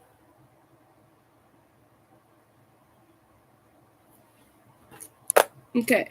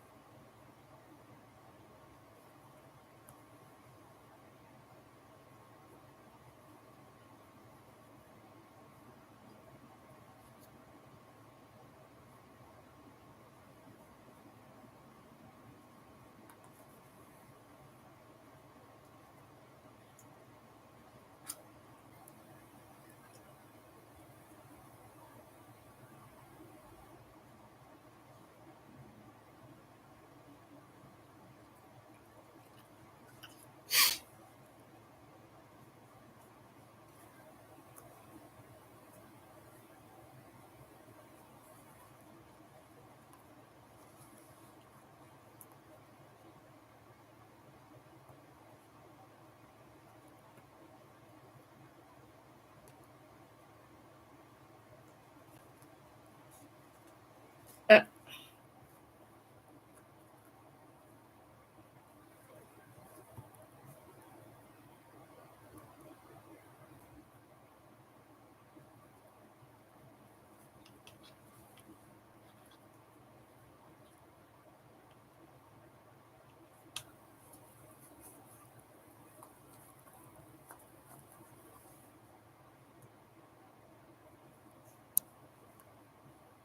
okay.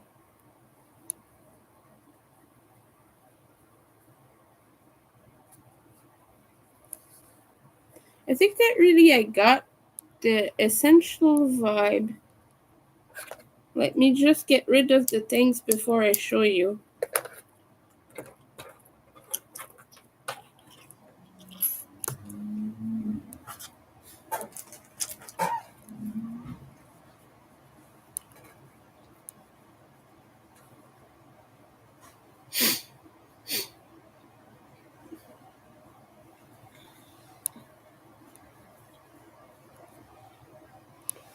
Look. It's cute, right? I don't think I'm sure.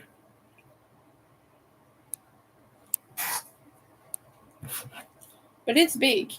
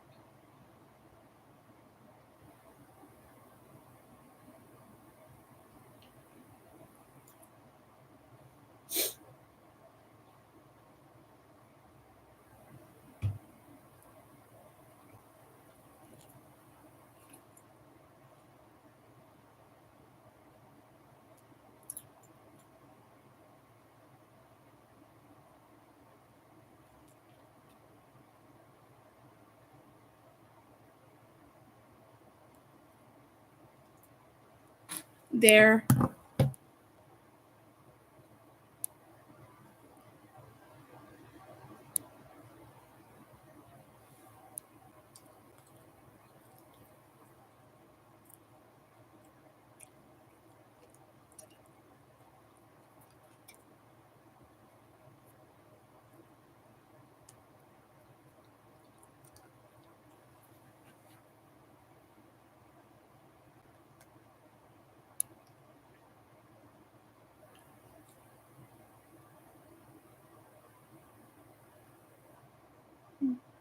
Okay.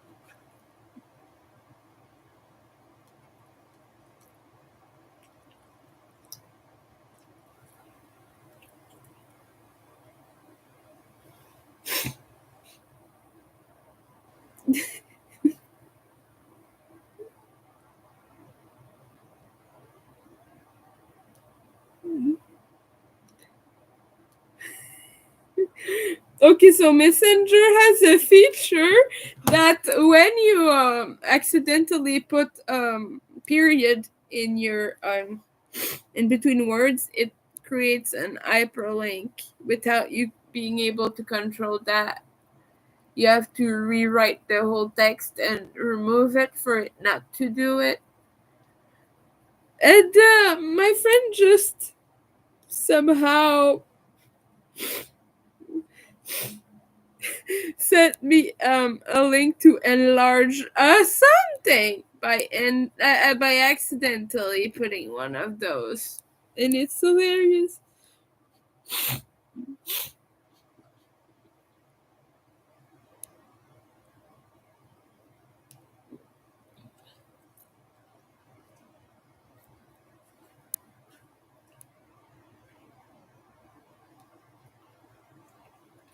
Mm.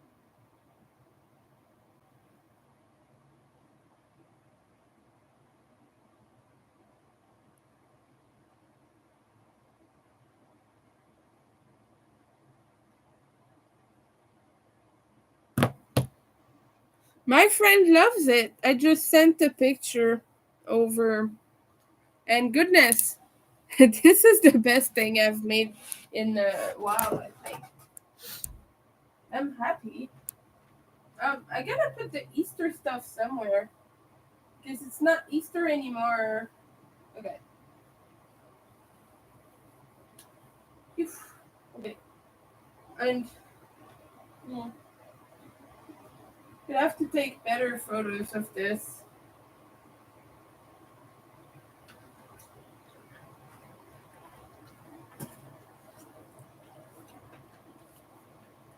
It's not as if I have space to actually do it, so I'll do it later. I'm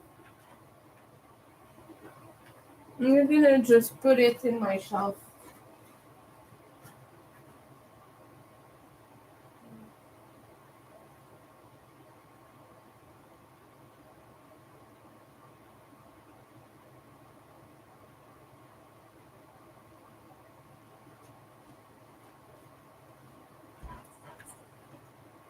Okay.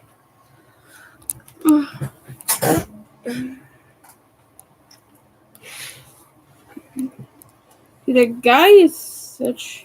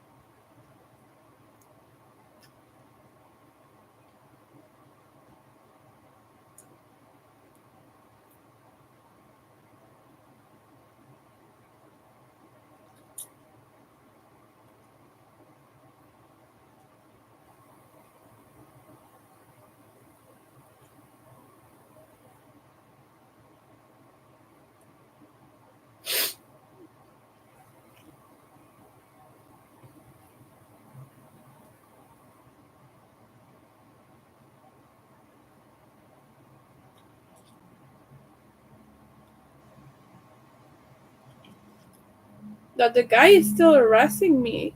I think I'm gonna have to block him for real. Like, he's asking me when I finish work and all that stuff. He doesn't know that I do this for a living, though. I'm just telling that because I don't want him to send me a video again. He wants to video chat to show me whatever. And I'm just like, no.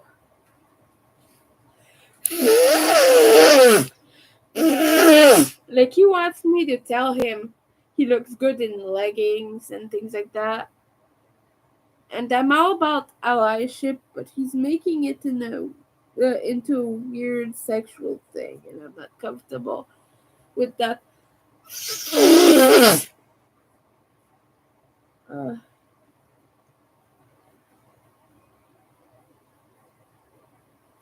anyway, I'm sorry for the gross things, but my eyes have been hurting. And like, I get this sudden urge to scrub the F out of them. And I know it's not good to do that, but it's just an urge. I don't really know how to control that. Okay, I don't need this one anymore. This orange. Oh, I'm just putting the things back in my little bin here that I used for my hand-dyed yarns. Now I can frog this and use the yarn again. And all the parts for my small kitties. Because I needed to make more of the green and pink and the another one in orange too. Okay, so I'm just gonna take a bathroom break and then we'll be back and I might do some blanket. I'm not sure. Uh, my hands hurt, but I feel like keeping them busy right now, so we'll see.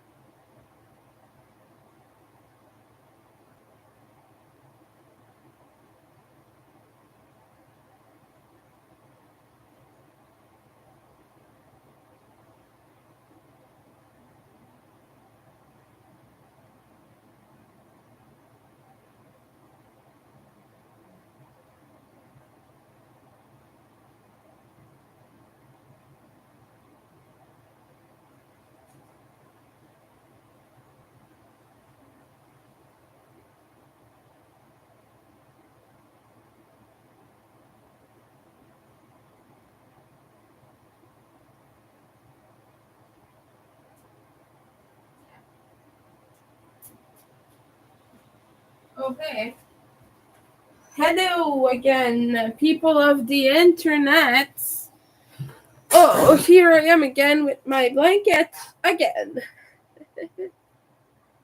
And I think I want to work on it a little bit. Oh, that's right. I could put away some laundry. That'd be good. Put at least a little bit away. Yeah, no, I'll do that later. Yeah, I'll do that later. Okay, let's drink water. This feels nice. Okay. Also, um, where's the 5 mil? Oh, no, it's this one. Okay. G hook.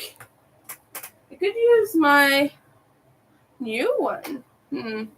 But I've been using this one for this whole blanket. So yeah. I usually have one hook for a specific project, and I don't like to mix and match too much. I know it sounds weird, but I just like the feel of having a same consistent hook throughout a piece. Okay, and this is the previous corner I was working on. Okay, this one should be okay. Yeah. Yeah, okay, I didn't put any black here. Oh.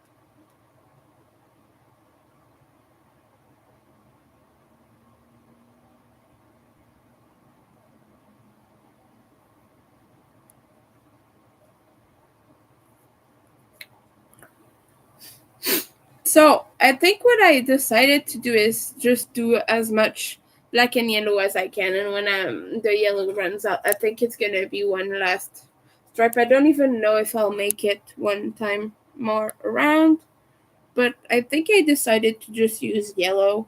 I'm not quite sure. I might decide to use another color.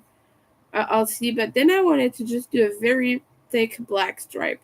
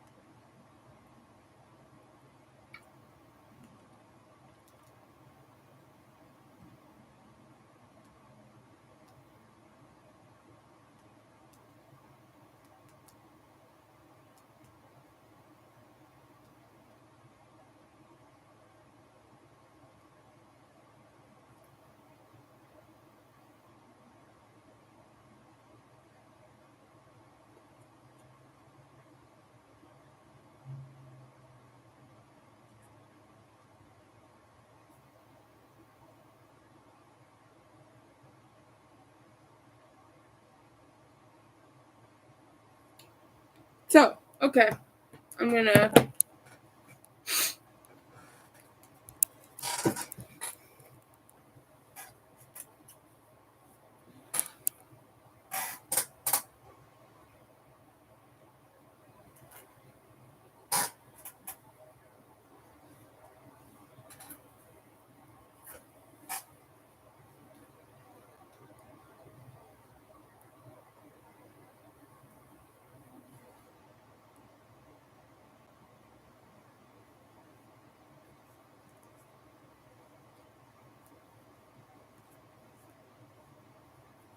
Uh,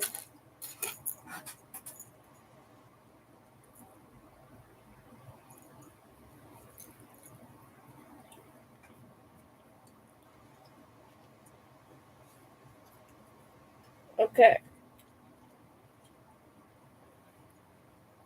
so just let me know what you think, because if there isn't enough yellow for this last round, after this one, I mean, I might have to just go with another color, but let me know if you think maybe it'd be best to just go and do a lot of black.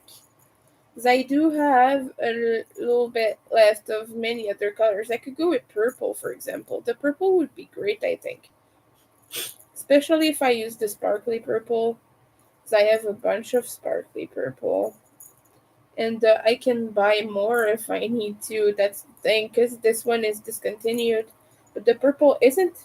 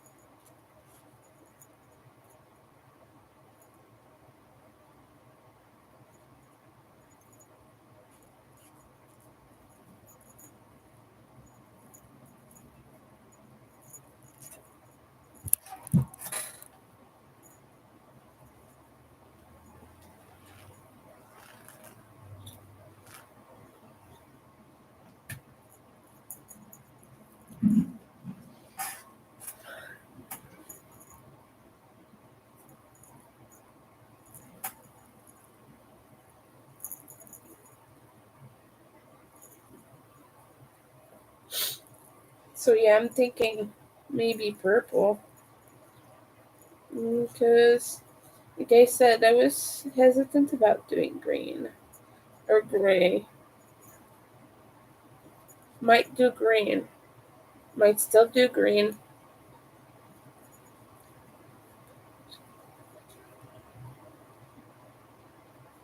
Oh, and my friend, who I made the little candy corn for, is sending me a package again, and I'm so anxious to find out what it is. It better not be what I think. 'Cause I'm going to die if it's what I think it is. Because last year he sent me a bunch of peeps because I had trouble finding them here. The only place I found them this year was at Walmart, and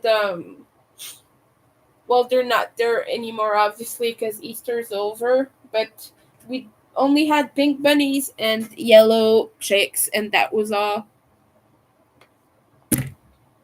But he sent me all the colors he could find and all the flavors. He sent me like the sour ones, the little ones with the little sprinkles.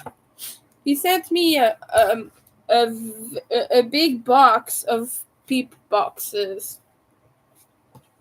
And so as a thank you, I made something for one of his friends, and now I made another commission for another one of his friends that he paid for. It was a gift for his friend. So yeah, we've been exchanging gifts and things.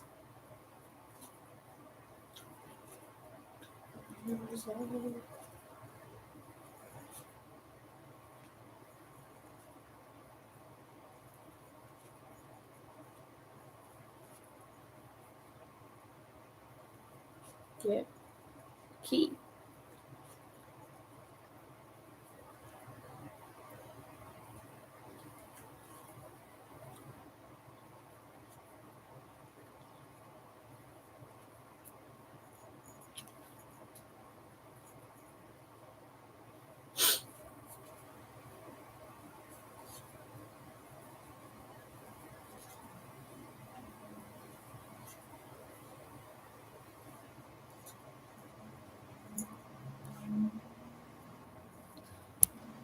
Anyway, the guy is so annoying. The guy who's harassing me, he's wanting to video chat again, and I'm just like not comfortable with that.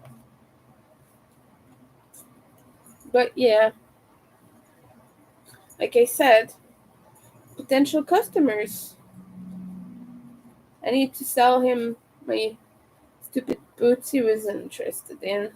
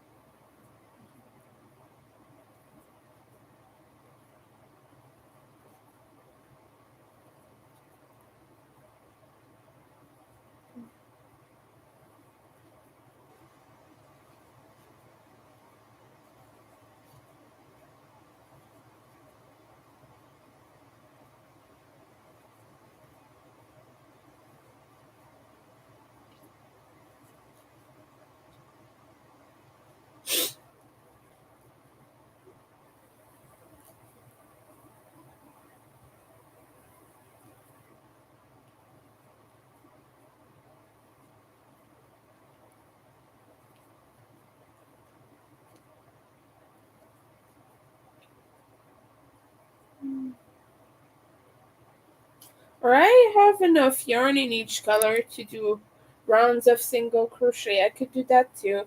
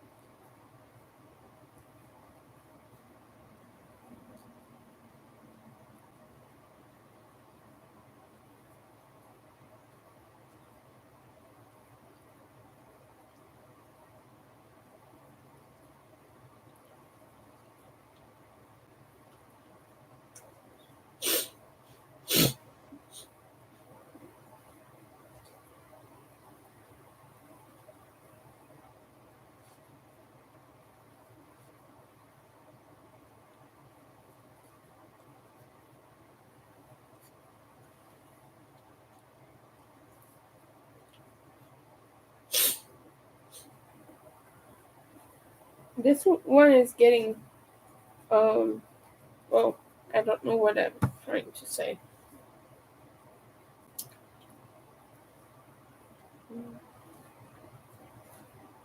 But once I'm finished with this, then I have a beanie whip that I need to finish too.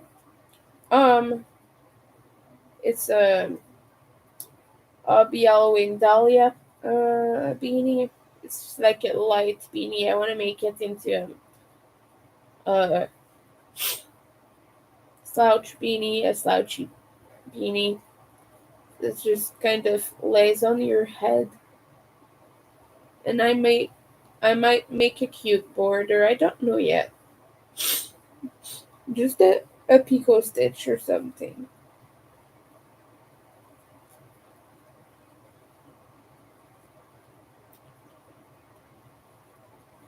Just a single crochet border in a smaller stitch. I don't know.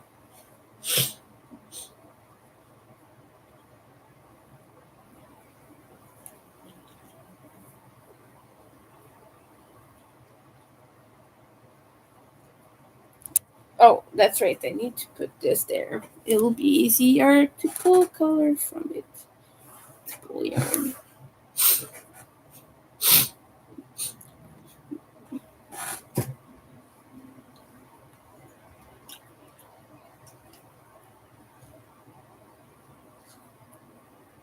But So far, the thing is that I really like the yellow border. And I wish I had enough yarn to just make it yellow. That's my biggest wish right now. I know, first world problems.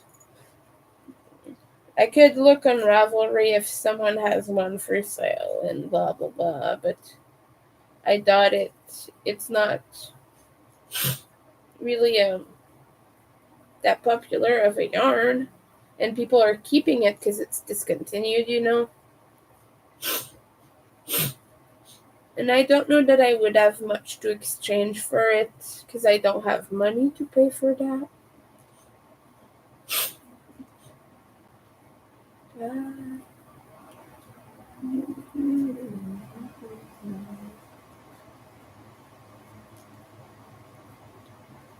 But this is looking interesting.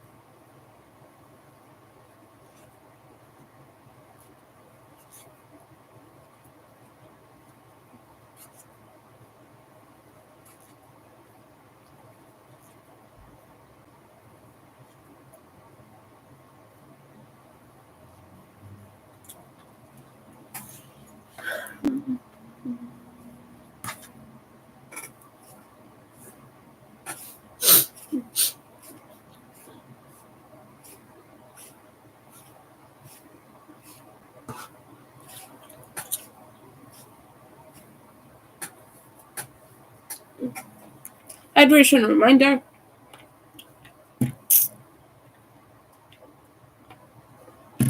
There.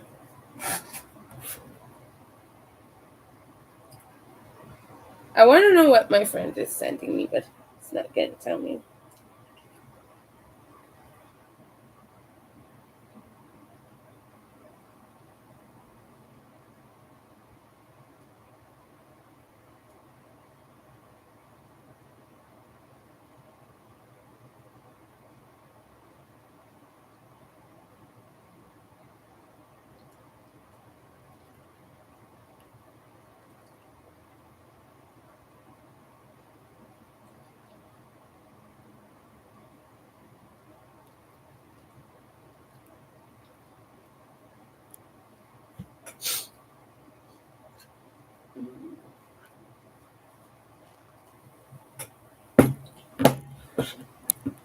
Actually, I should check some. I hate when Discord does that. It logs you out all your servers to make announcements.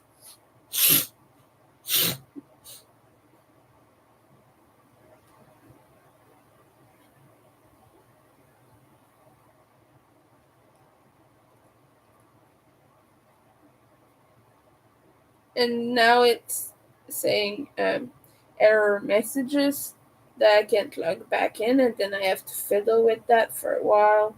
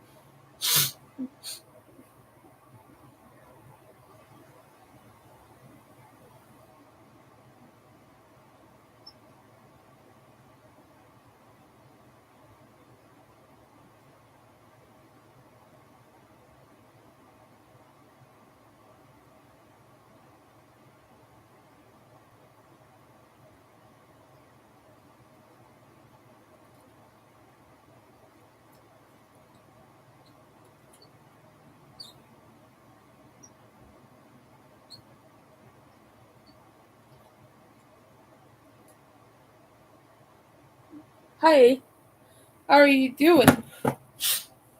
Ah, left again.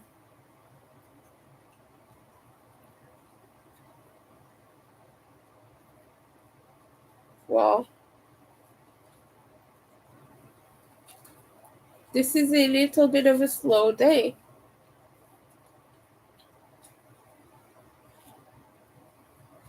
I don't have much going on.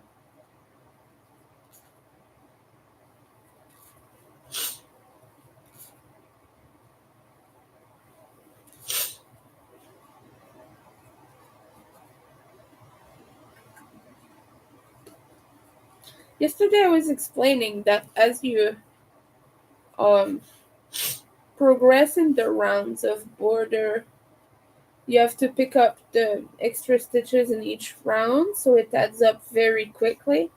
And so that's why you will often need insane amount of yarns um, in the final rounds, and that's why I'm not gonna have enough of the yellow.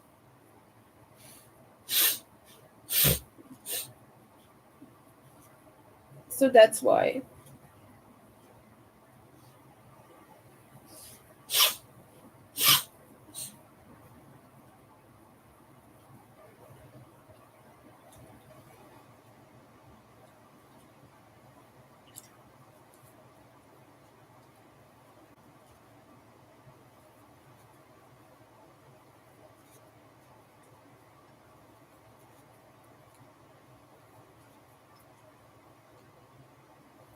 If someone has Hirschner's Halloween Shimmer worsted date in yellow, like the discontinued one from years ago, and you wanna exchange it for something else, let me know. Because I would love to have one more. I would just like make an extra huge border, to be honest with you, on this blanket, this one blanket.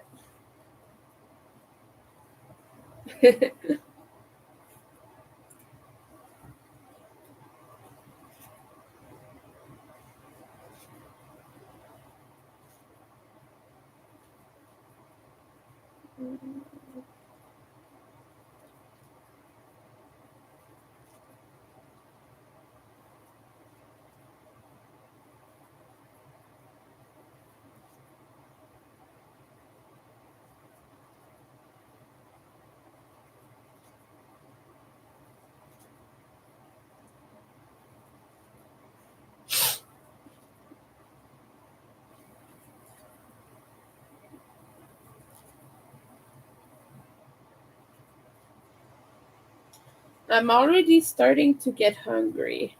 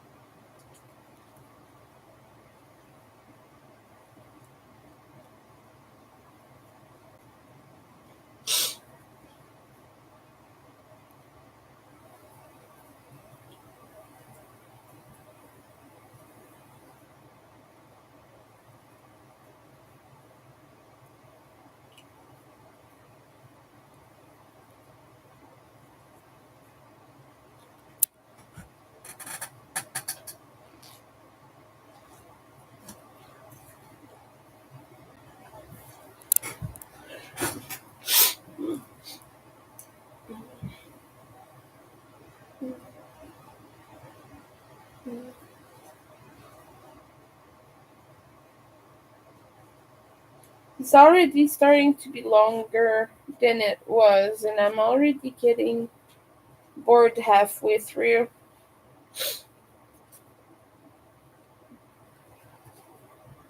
I don't know if it's just because this is a slow day or because I'm just actually bored with the project,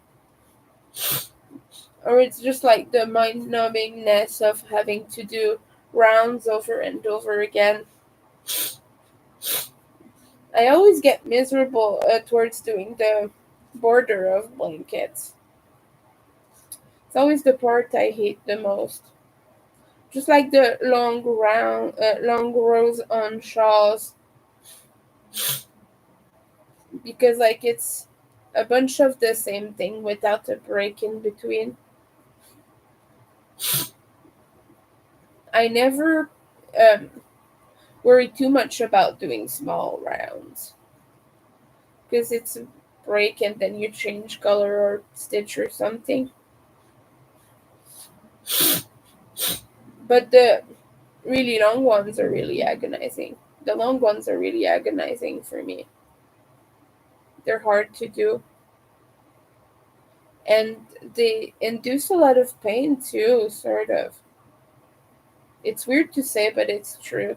Like chronic pain is a weird thing, but when you do the same thing over and over again, sometimes it makes it worse. And I don't have tendonitis or anything. I don't remember how to say it in English, but I don't have the pain ache of repetition. I don't have that. I've had it in the past, but I know that it can come back, but I don't have it right now. But when I do repeat rounds and repeat rows and things, my carpal tunnel gets worse too. Not just that. It affects it too. I know it sounds weird, but it's true.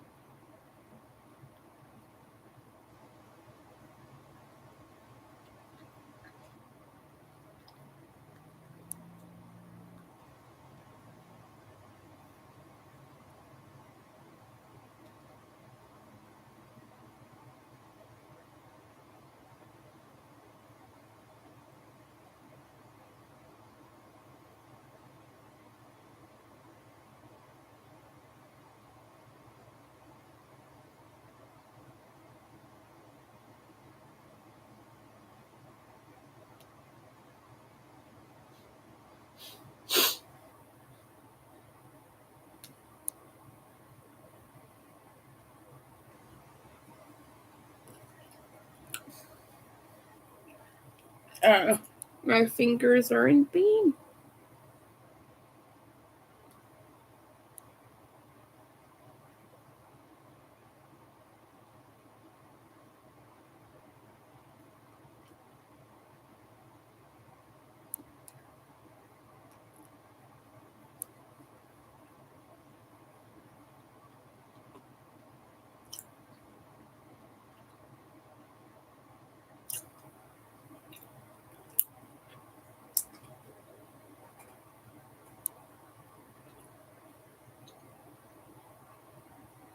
Yeah.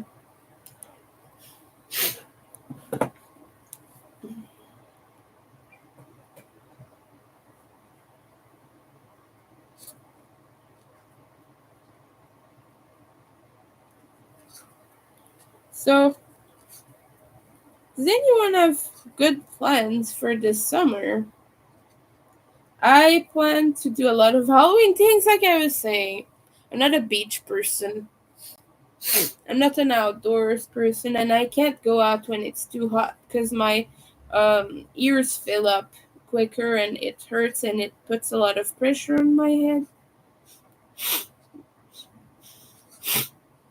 And also, like, I'm just miserable in the heat anyway. I'm just miserable in the heat. If no, I don't know what word went there, but I can't go out when it's too hot. So I plan to do a lot of indoors crocheting and a lot of indoors things. Expect a lot of fun stuff this year. I'm gonna make a lot of Halloween things. I'm trying anyway. More horror character things.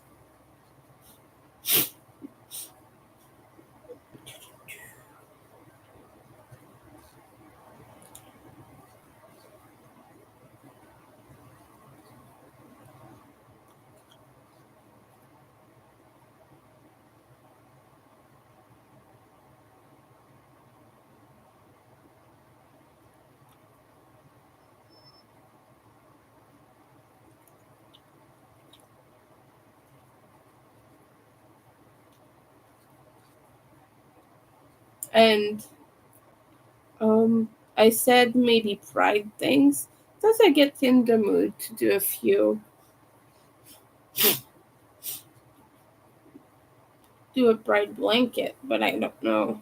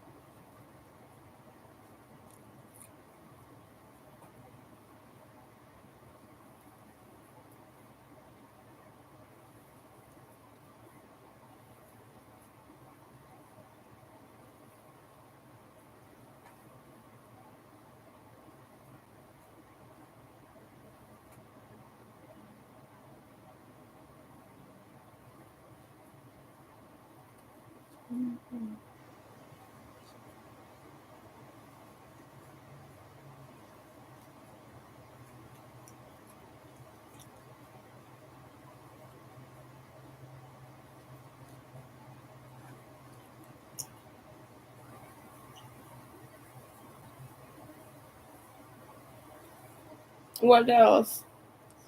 Oh yeah, I was looking through Ravelry to search for free blanket patterns, which I found a lot of fun ones, by the way. And without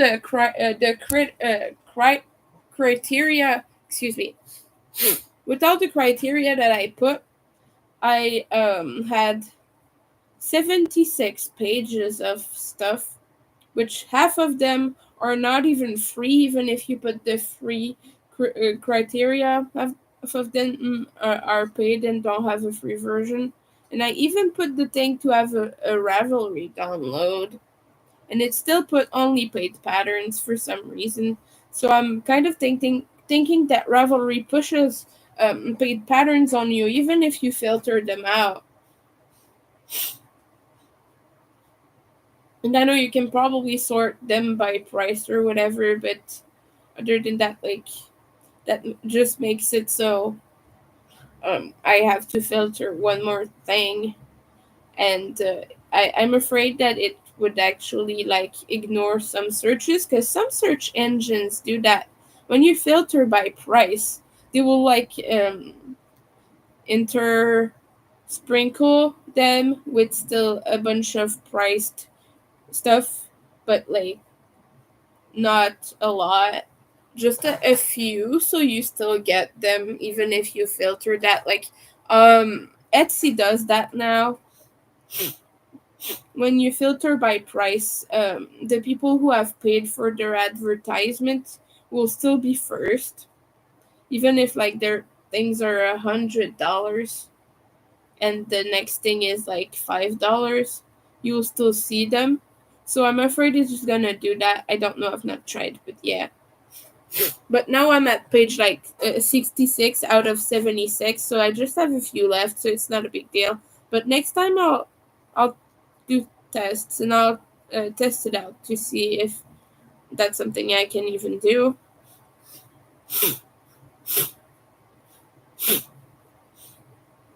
Because I would really like to only have the free ones because I'm poor right now.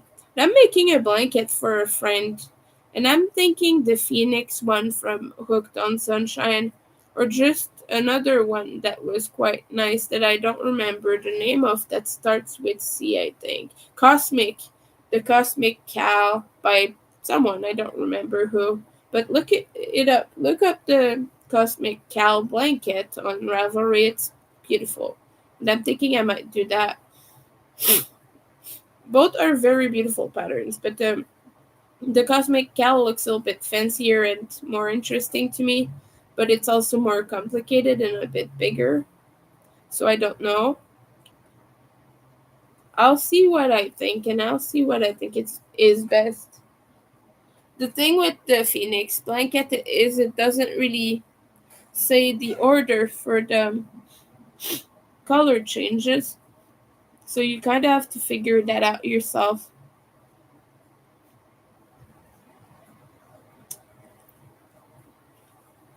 But I'll do it nice. I'll do it without weaving anything as I go, and I'll weave it all in the end and all of the things. I'll do it properly.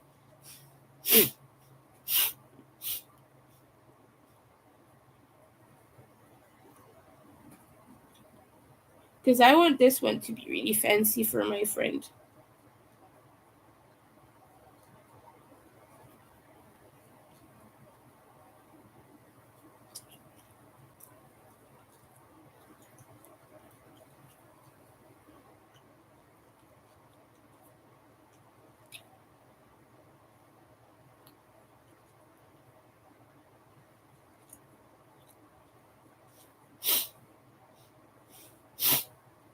And it's gonna take me months, but hopefully that'll make this person happy.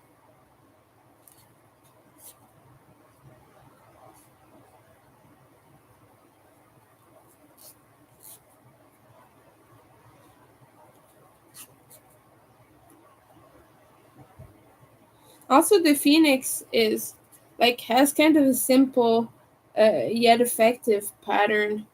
I don't know if I want to get really fancy with it or just do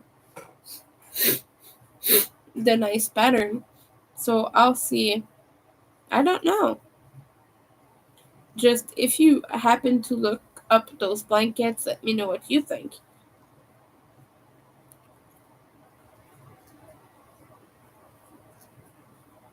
Now, right now, I'm really enjoying my whip, but I want to get rid of a few more whips before I start that blanket because it's going to be huge and take a lot of space.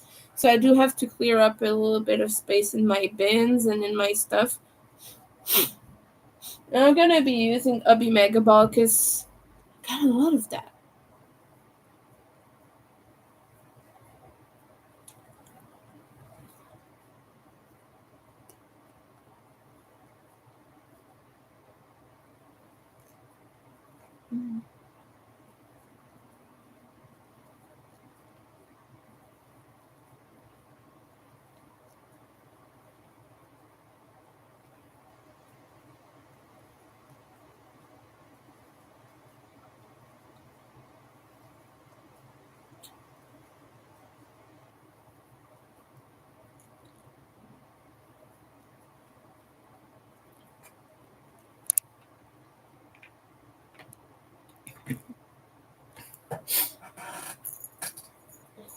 Oh, I'm at the last side. Yippee! I thought I was Just at the third one. Yay. We're gonna try the yellow. I'm not sure I'll have enough. I'll frog and I'll be miserable, but I want to try.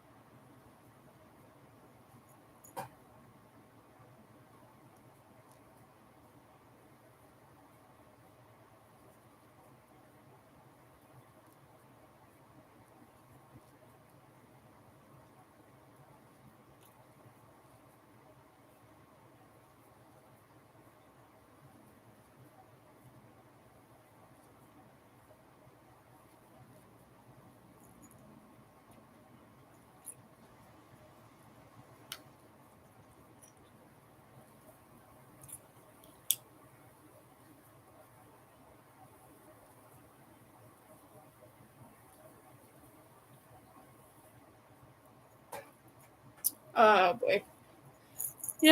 When you work on something like this, you just get so much Halloween vibes and so much like excitement.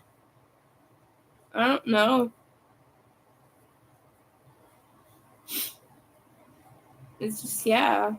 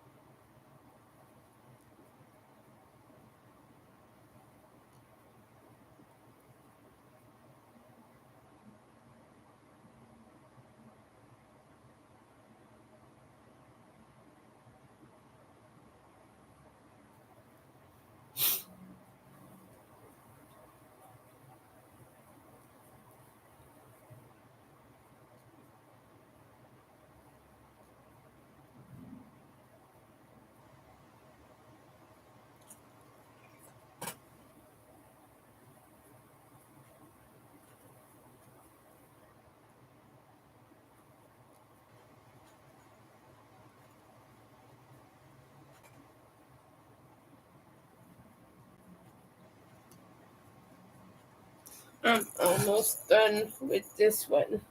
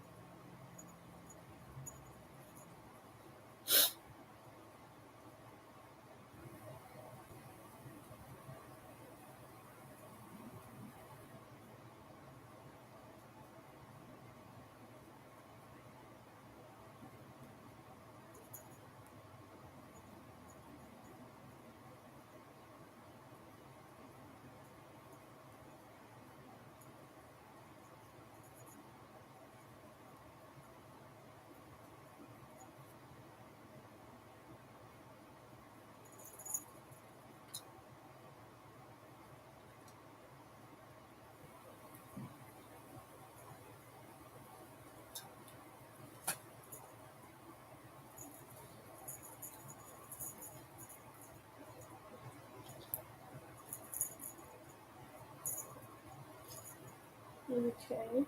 Well,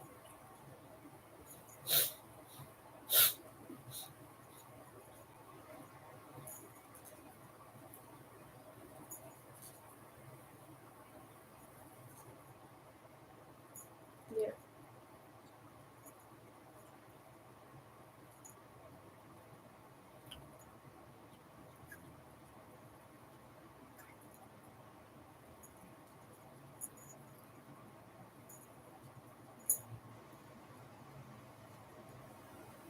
Yeah. Oh, oh,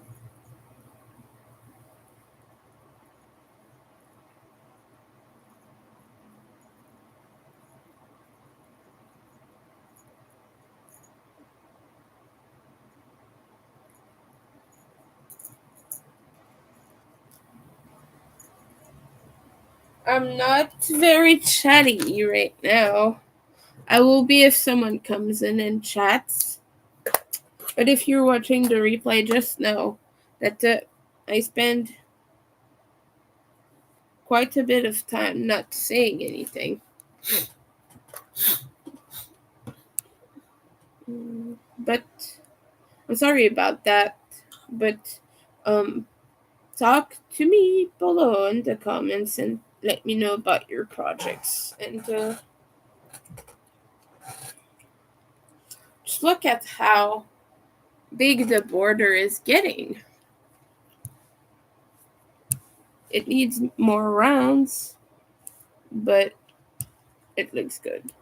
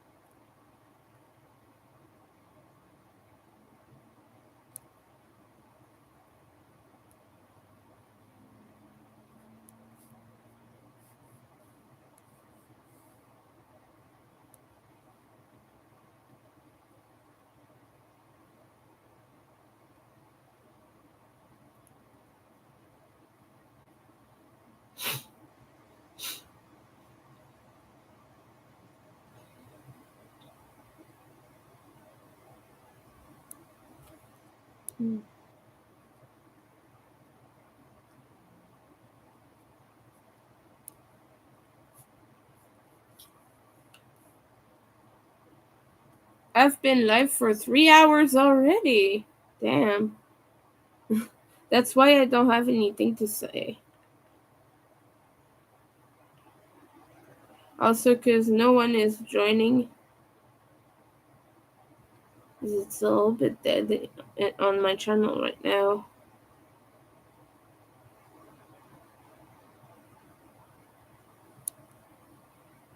Yep.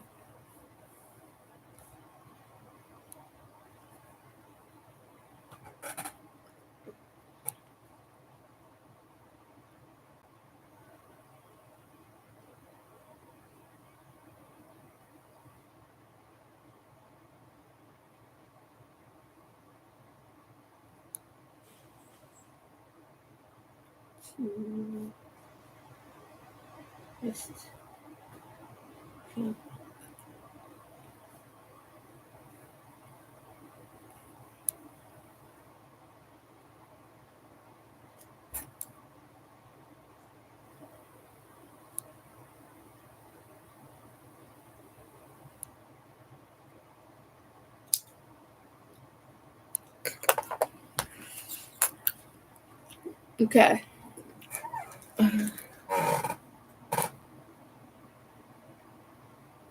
There. And we're joining the yellow here.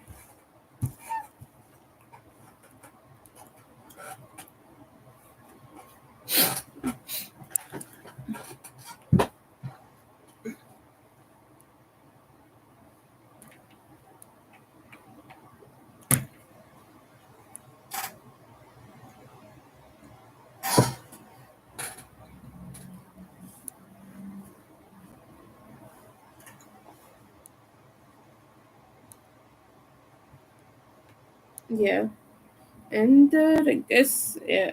And okay, so this is gonna cover this much of a square, and it's basically gonna add one square more, so it's gonna be 7 by 7. Um, in terms of granny square, I mean, even if like I don't have 7 granny square, with the border, that's what it's gonna be.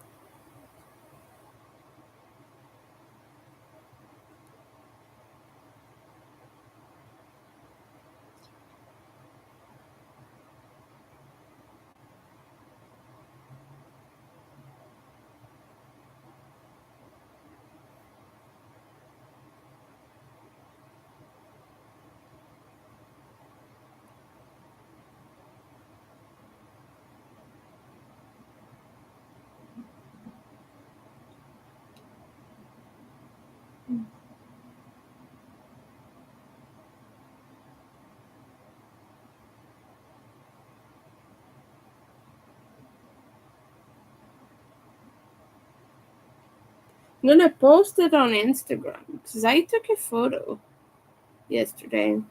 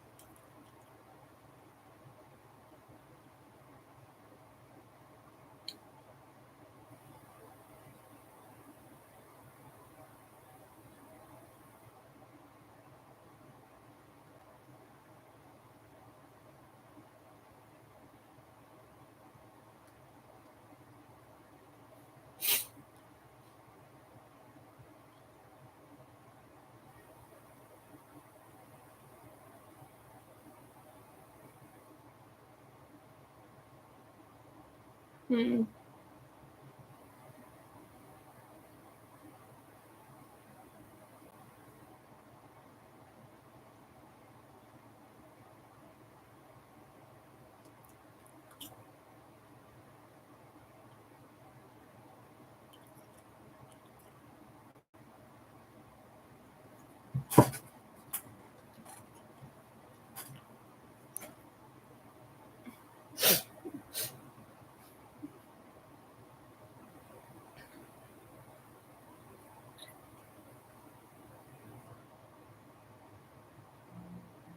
Yeah, I'm just gonna block the guy. At that point, it's not gonna do any good to keep him here.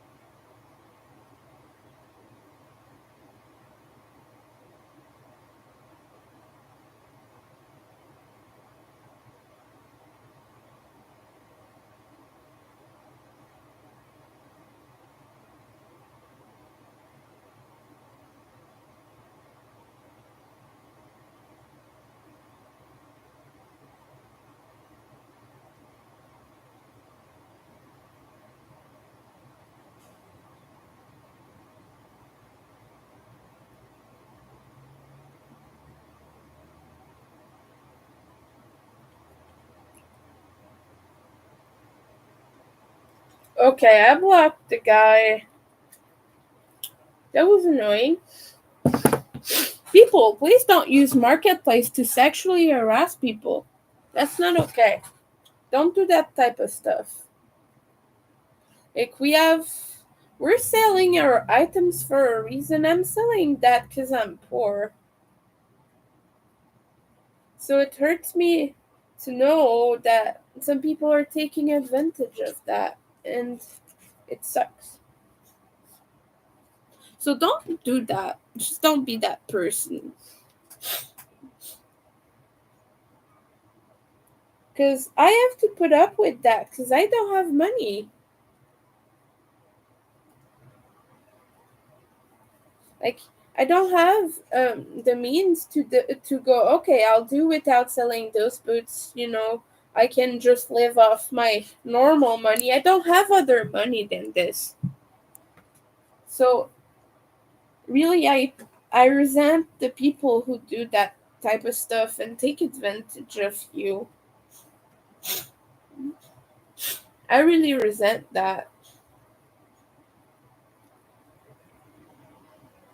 Yeah, he's just like, he keeps sending me messages. And I said, send me photos, not videos. And he says, oh, but it's going to be easier in video. No, you just want to expose yourself. That's what you were there for. Like, he showed me his string yesterday, and I was like, I don't want to see that. You don't need to show me that. And he's like, oh, okay. And I told him multiple times, if you want to show me your outfits, keep it PG. Because I don't want to see that. And he's not keeping it PG. Hi, welcome in. I was complaining about a gross person from Marketplace. I just blocked him, but I don't know. I hope he doesn't make any more profiles for this. Because I'm gonna have to block more of him.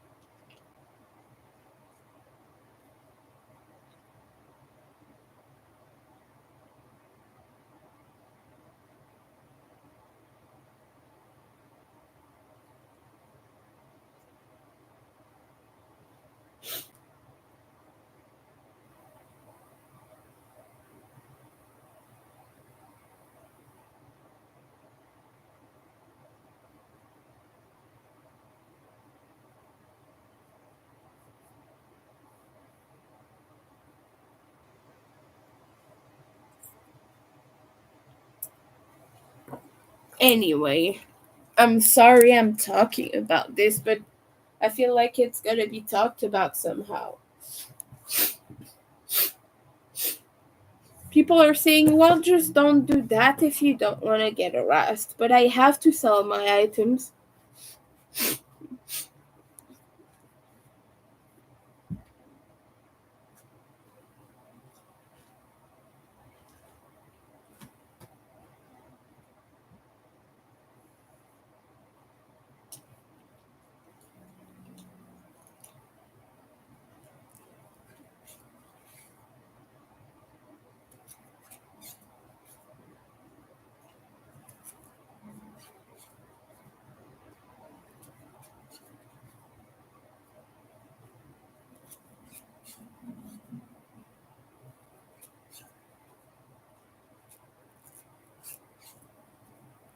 Yeah, it's looking good with the fourth stripe of yellow, so hopefully I have enough.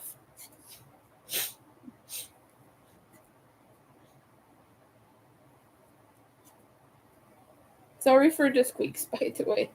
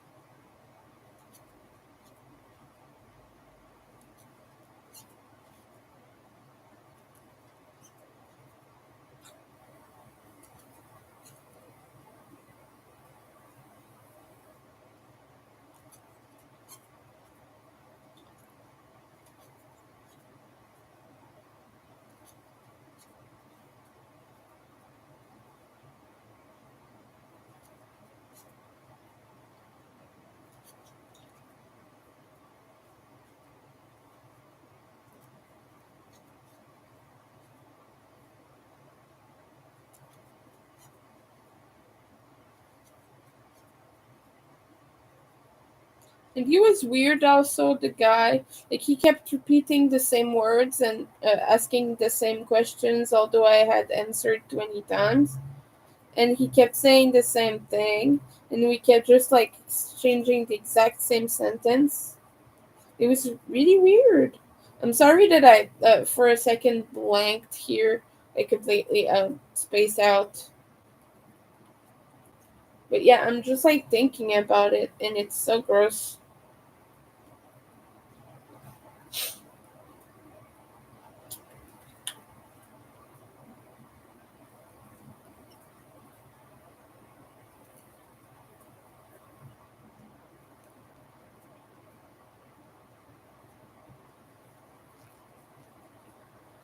Ah, I got harassed by a crick. That's just great.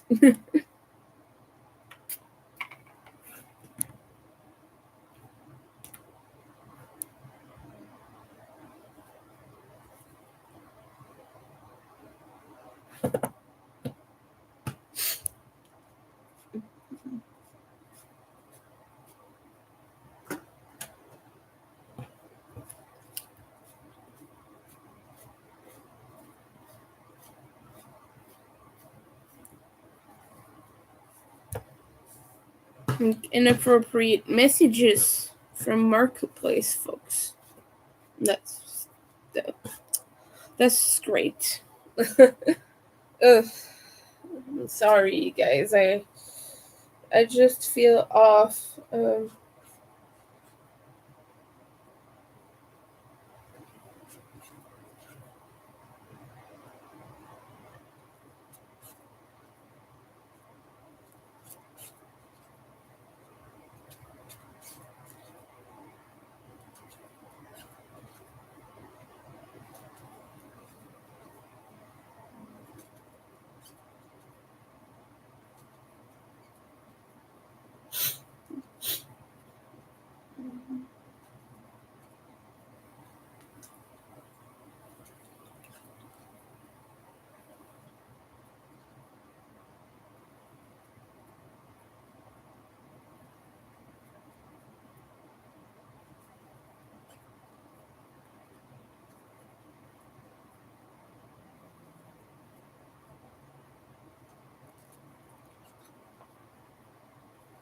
At least I get to mindlessly work on something that brings me some level of comfort to like remove the ick and the grossness of this interaction.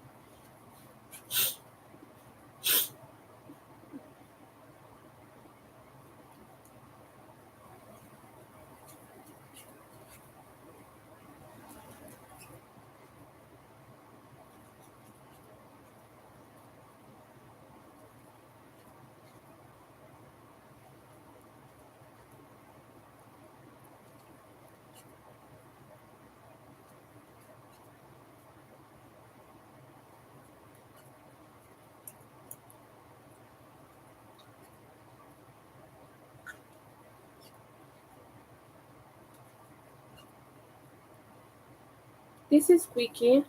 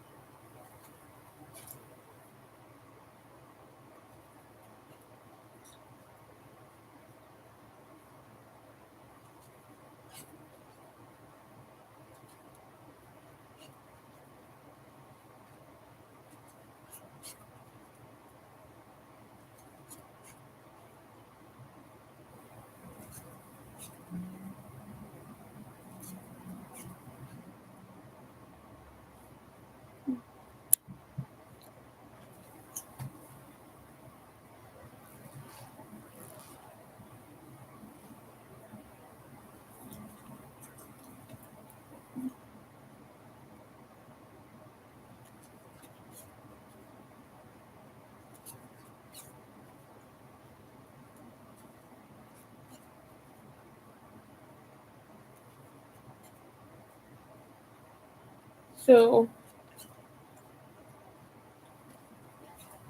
hope you're enjoying watching me crochet mindlessly, because my mind is not all there.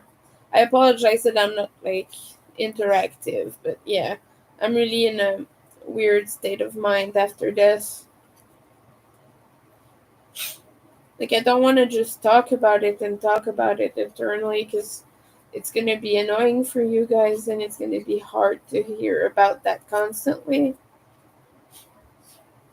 But I have the major hicks right now. I used to be harassed a lot in that way before I came out and when I still presented fam. Like, I would get messages every day of that nature.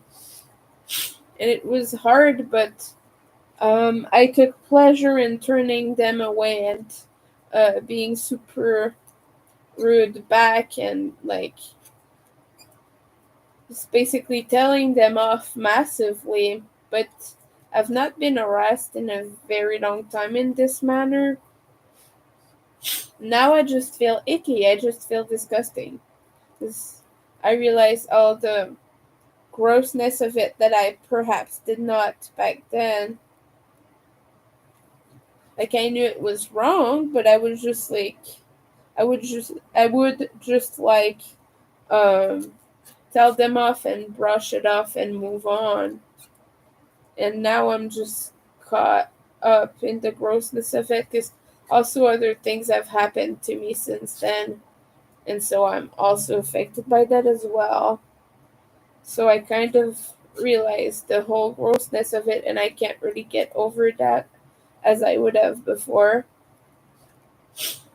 I'm sorry if it sounds a little bit intense what I'm saying right now, but it's true nonetheless.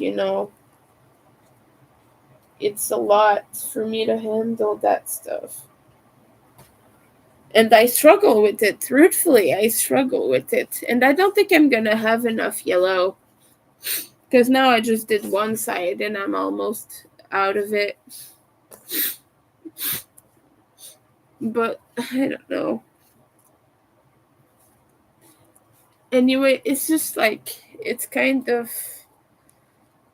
a little bit harsh to deal with that. So I don't want to bug you with the details.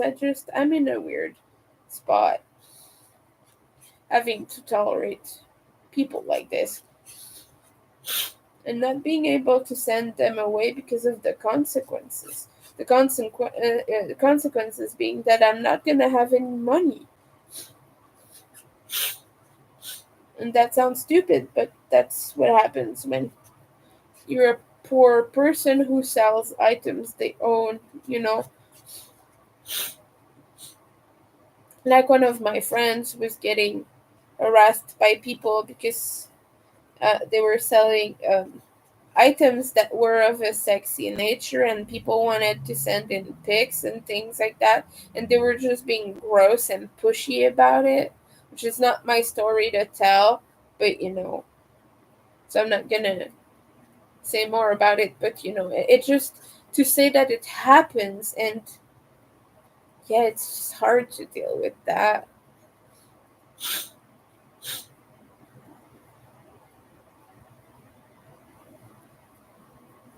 And like the thing I'm selling is just stilettos. It's just boots with um high heels and stilettos. That's what I'm selling. So it's not like that guy had a pass to be gross, even if you never get a pass to be gross and to sexually harass people, but you know what I mean. It's not even like I was selling lingerie or anything, and even then it would not have been appropriate to message me in the way he did. But he sent me feet pics, so now I can sell his feet pics. Not that it's legal, but I'm joking, by the way. I'm not gonna sell his feet pics, but I'm tempted to. I mean, he gave them to me willingly. Anyway, I could make a quick buck. He had pretty feet. But it's just the way he was trying to impose them on me that was gross. Like, I'm all for empowerment and everything, but I'm also on the asexual spectrum, so it's very gross for me to get things from a stranger Not that it's not for people who are allosexual, but like I'm just not comfortable being sexual with anyone I don't know very well. And that's just me personally. So yeah, that was off of him to do.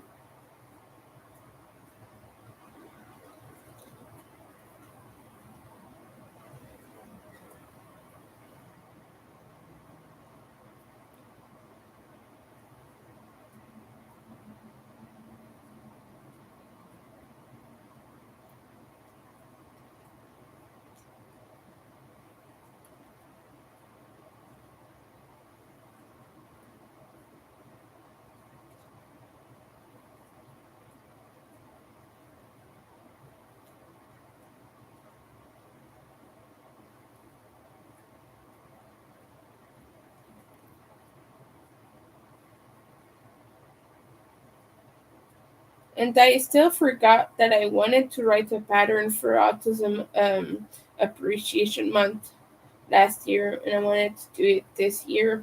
I still forgot.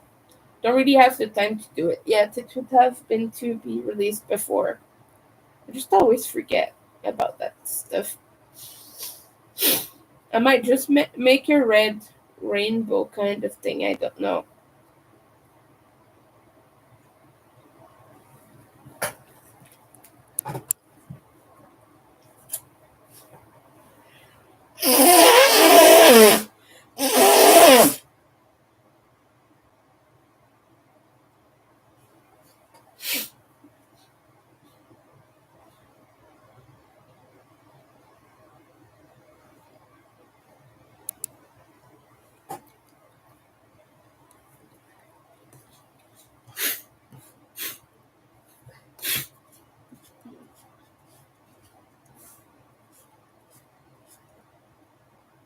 We're playing Yarn Chicken this round.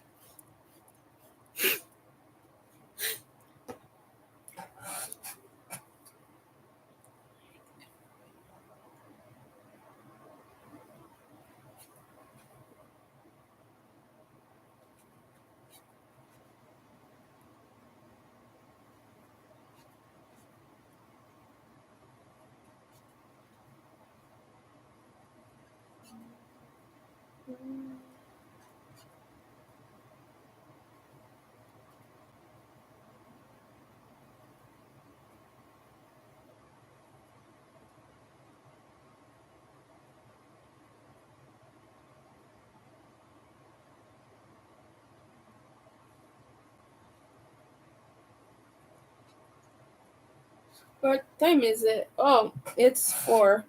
I still have time before my roommate comes home.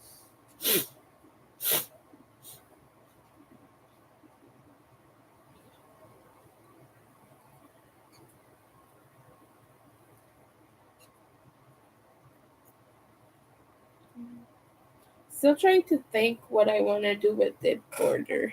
If you have any ideas, write it down below if you're watching the replay or if anyone comes in. Say so in the chat. I want it big. That's all I know. So I was hoping to get this to cover my feet. I like cozy blankets. This one is not quite cozy. It's gonna make more squares, but I got lazy. Yeah, that's what happened.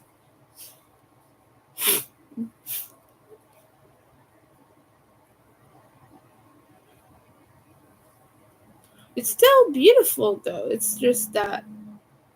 Yeah, it's just that.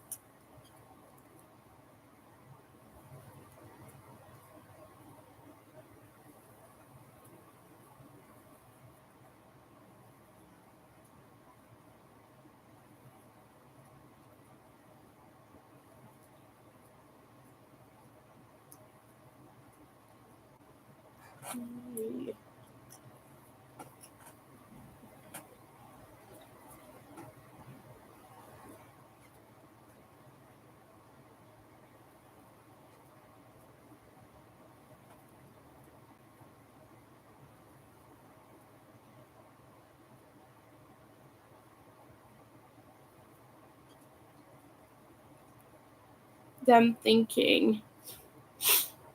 I don't know. I have other yellows, but I don't really want to use them because this is the only place in the whole blanket that has any yellow, and it's one shade, and I don't want to make it too messy. I don't have a lot of the other yellow left, I don't think. It's Fentix worsted.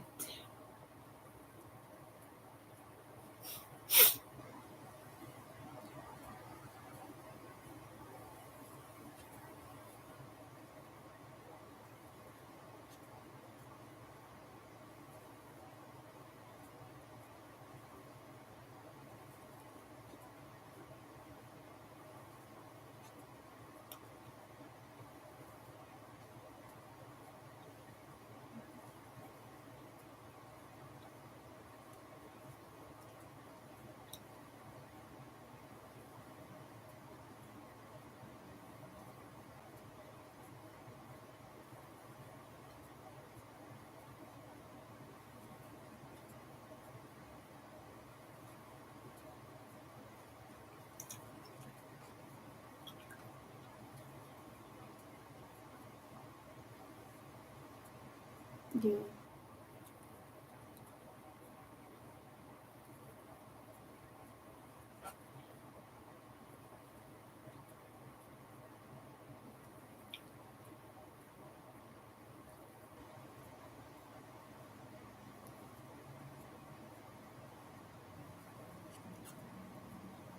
I don't know. But, okay. Yeah, I'm not having enough of the yellow. I definitely don't. Oh, it's okay. I'll frog. I'll try. I still try. I will still try.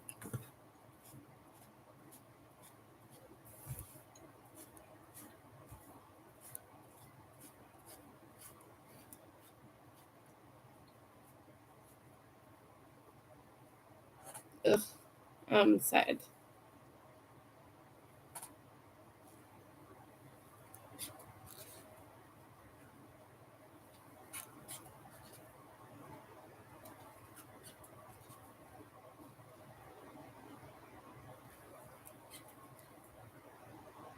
I wanted to talk about something because a lot of people think that the reason they crochet faster when they're at the end of a piece is because they're expecting magically to have enough yarn when they're playing yarn chicken, but it's not actually that, and it's a psychological trick.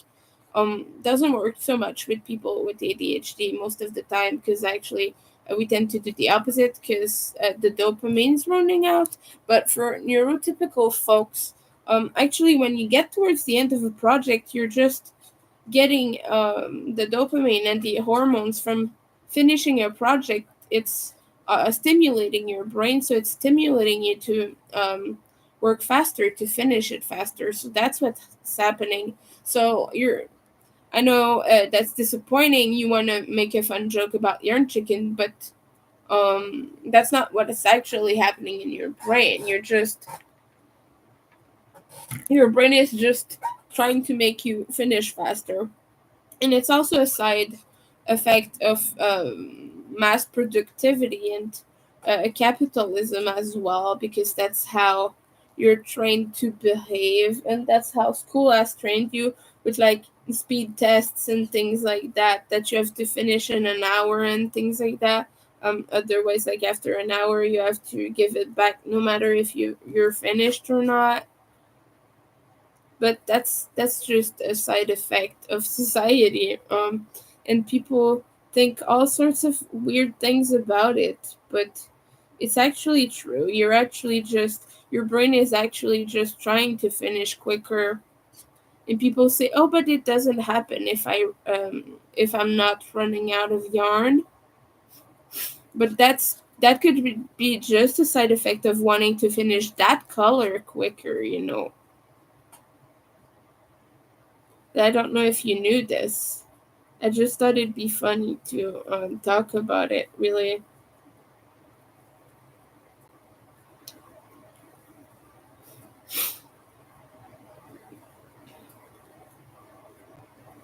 I'm thinking maybe if I crochet tighter, though, it might help.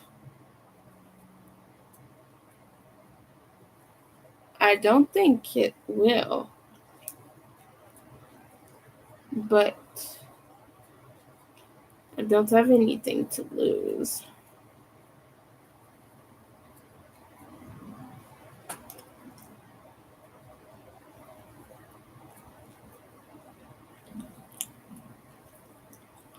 Yeah, so now that's all I have. I'm gonna go look just to make sure, but I don't think I have enough.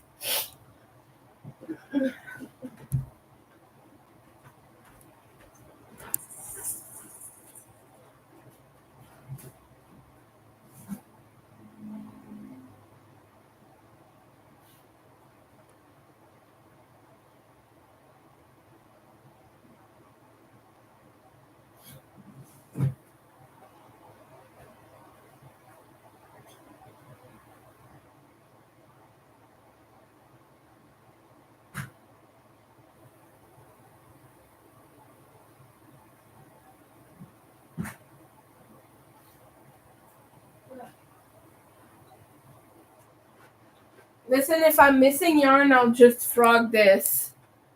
Because I really want to finish this round. So if I'm missing just a little bit, I'll just frog this headband. This is a cami crochet headband. And I have beef with that person. Because of a comment I posted. Which I won't go into. I don't want to put drama. But it's a long story.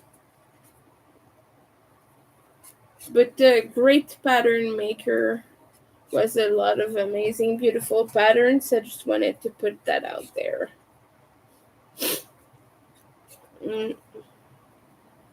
But yeah, I'll just frog this headband.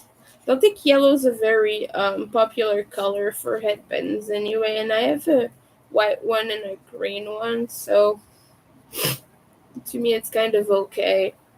I don't mind getting rid of this one. If it means I can just about finish a project,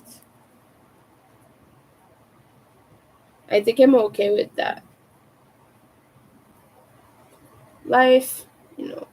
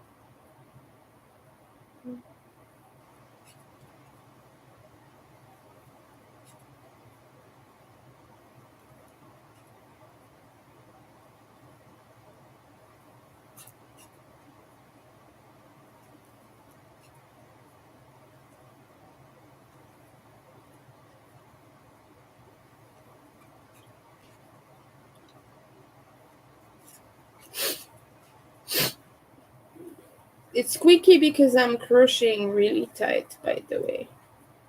Oh yeah, a lot of people like to bash people when their hooks are squeaking and to say that's because they have sweaty palm. I've read this comment a lot. I'm just like, first of all, I have hyperhidrosis, so yes, my palms are sweaty, but that's not because I'm dirty. People are kind of mean about that, but also, even if it's dry, it's squeaking. Because that's what acrylic yarn does on certain types of hooks. If you want it not to squeak, you gotta use something a little bit slicker. But yeah, I don't know why I've been reading that comment a lot. That nasty comment. That's weird, right?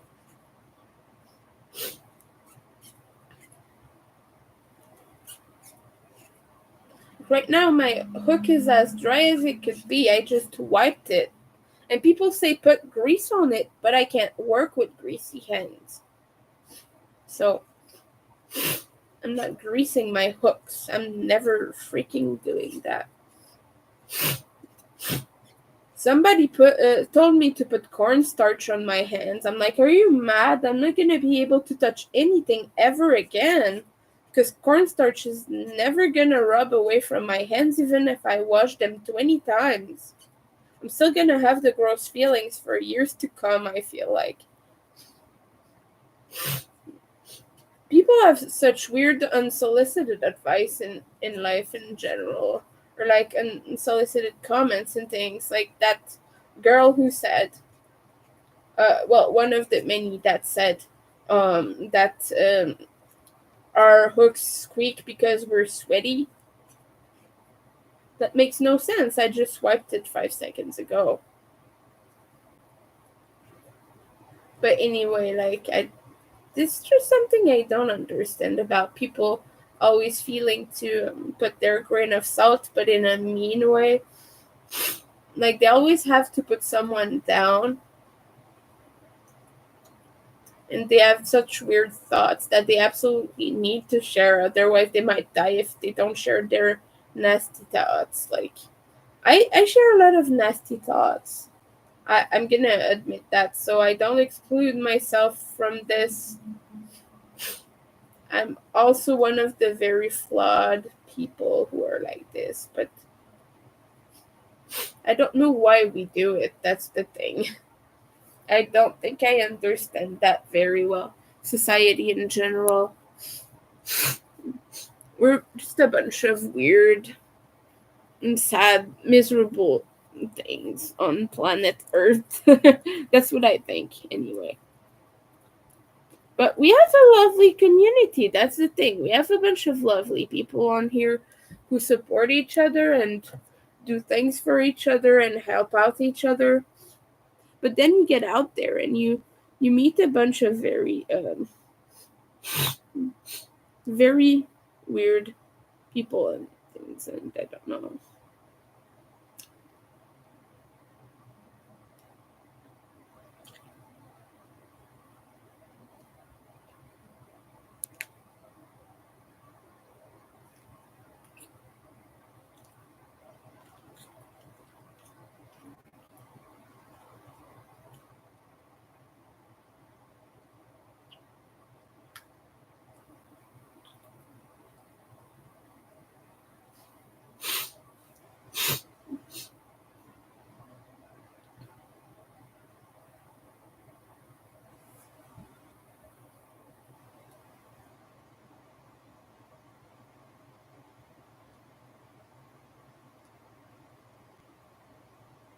Someone says that it came out awesome. I'm just like, it's not finished. My post says it's not.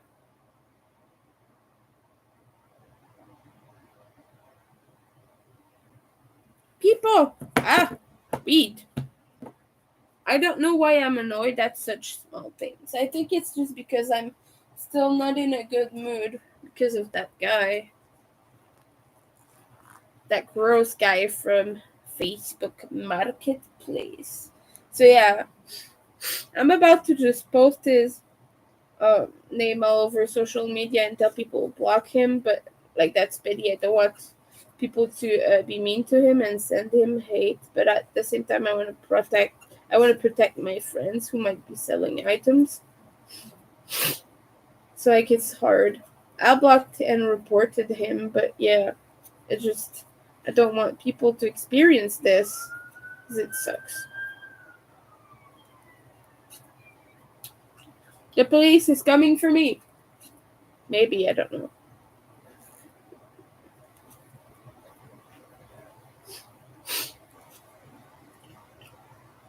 I don't know if you heard the siren. I sure did.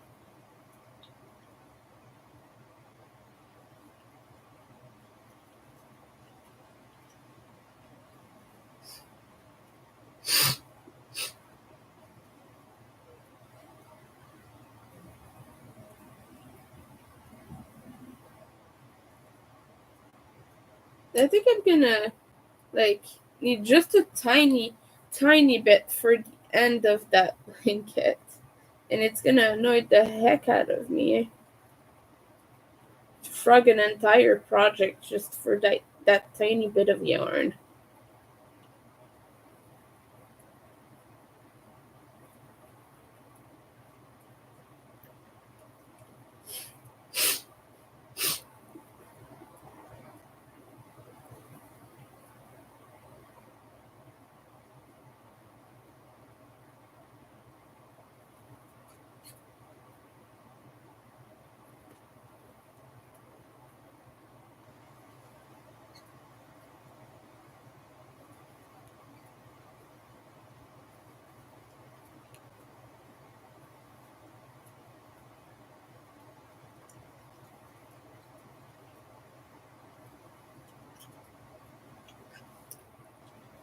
Mm.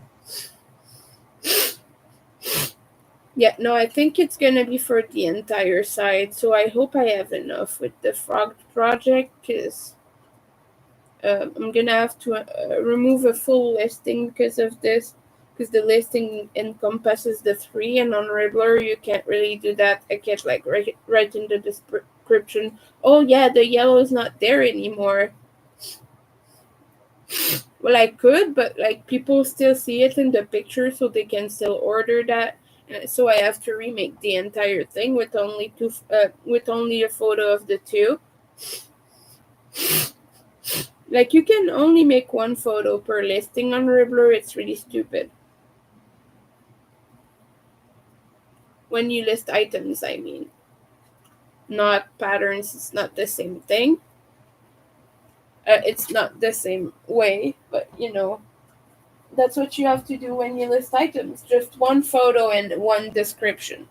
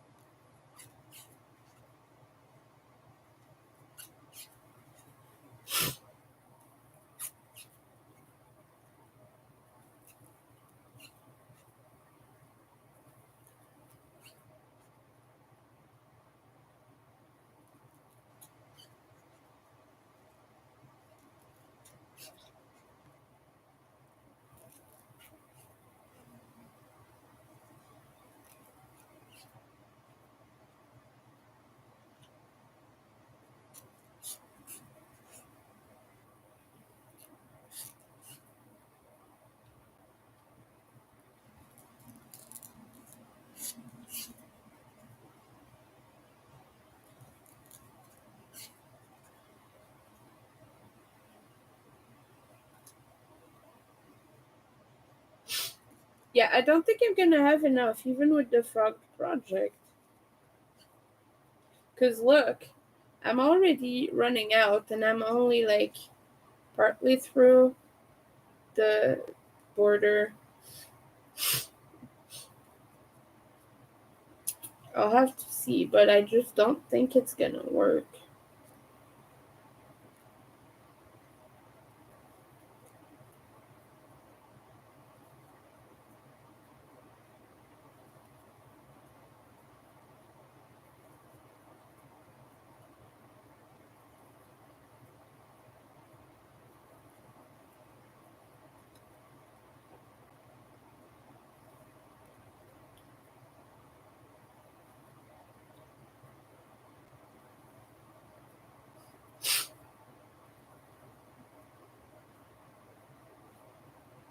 Yeah, no, I don't think so.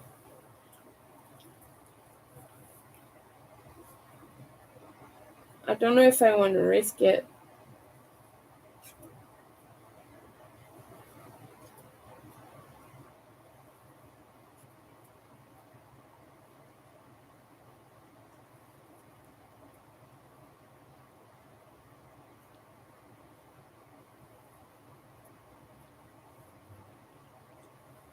Okay, we'll try.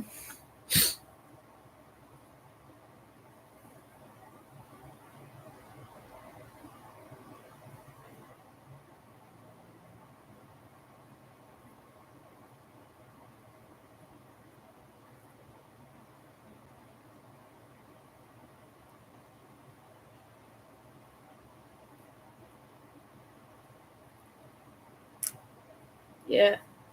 Okay, I'm just like getting the tail. Okay, never mind the tail. It's gonna snip this then.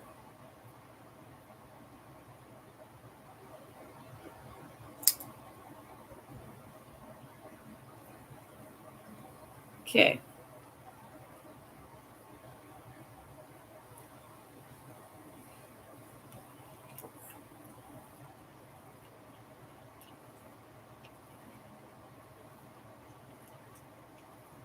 I think I might have like barely enough.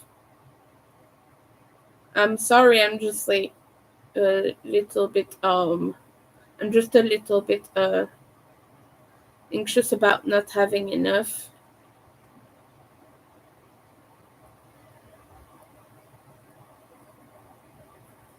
There. Okay. At least I have a secure knot.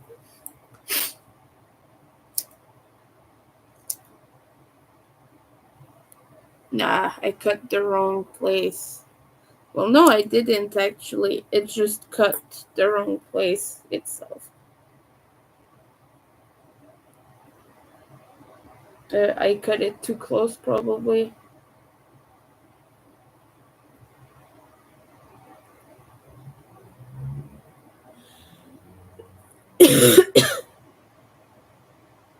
It like unraveled itself. That's what I'm trying to say. In too many words. Okay. These knots are supposed to be secure, but not if you snip them too close.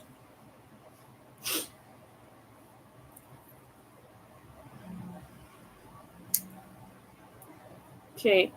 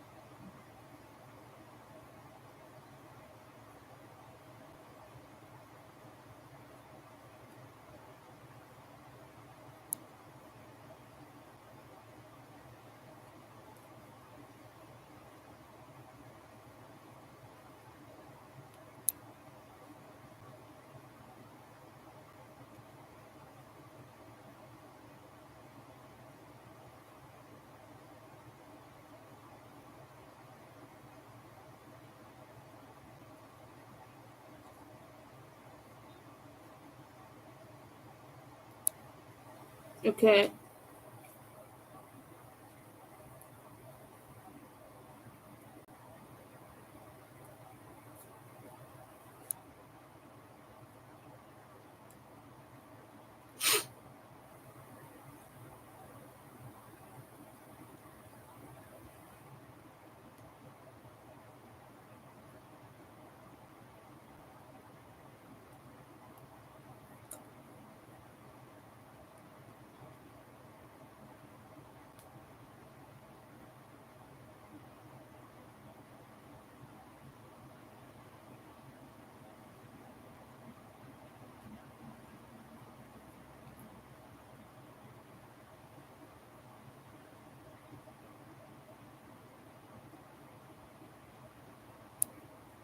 Sorry.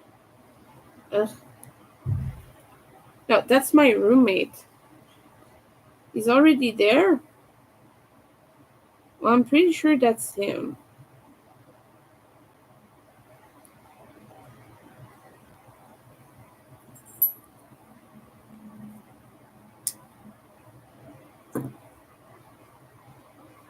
Okay. Anyway.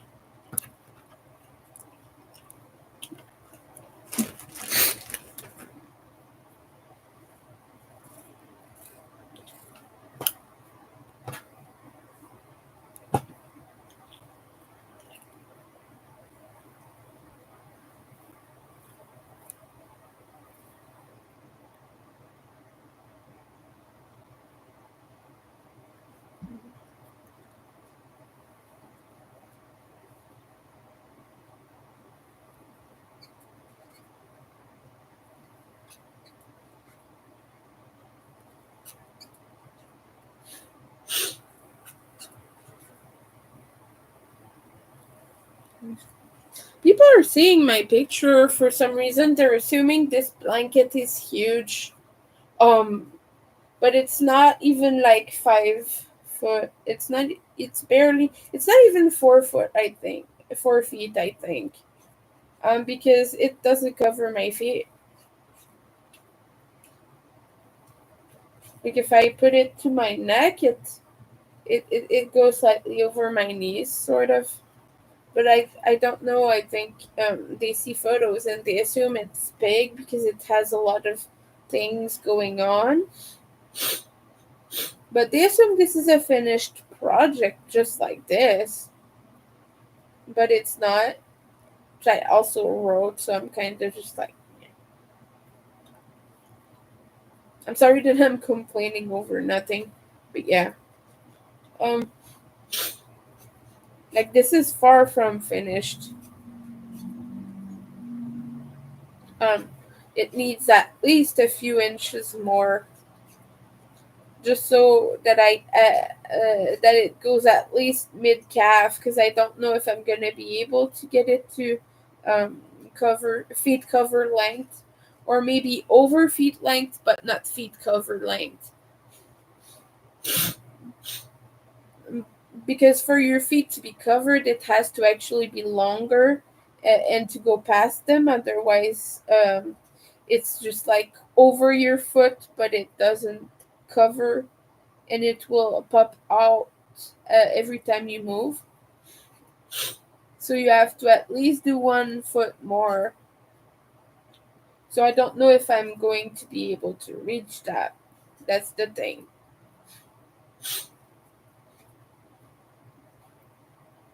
But I will at least have um, a decent blanket. My next goal is to actually really make one that covers me.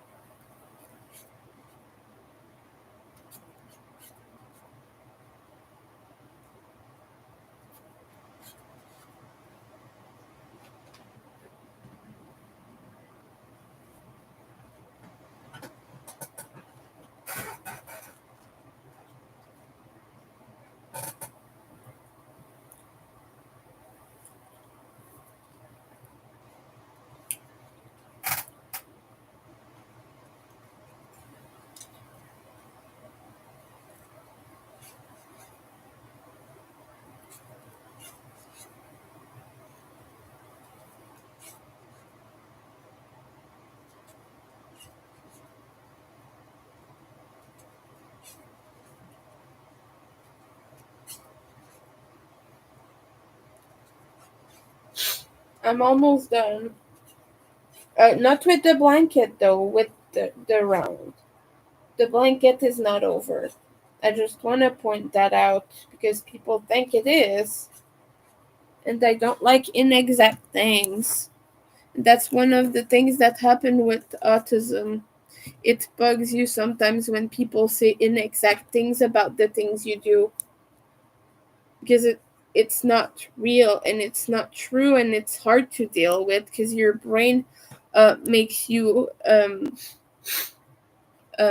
averse to untrue things. And people like to say, no, it's just you being fussy, stop putting everything on autism. But it really is a trait. Like when people say things that aren't exact, it always bugs me because my brain goes in problem resolution mode and it needs to fix it for it to not be false anymore. I don't know that that makes a lot of sense for neurotypicals, but it really does happen. And I'm sorry that people like get super upset over this, but to me, if I don't resolve it and say the true thing, it still stays in my mind until I do. I have things from years ago that I couldn't correct that are still in my brain and are still bugging me all the time.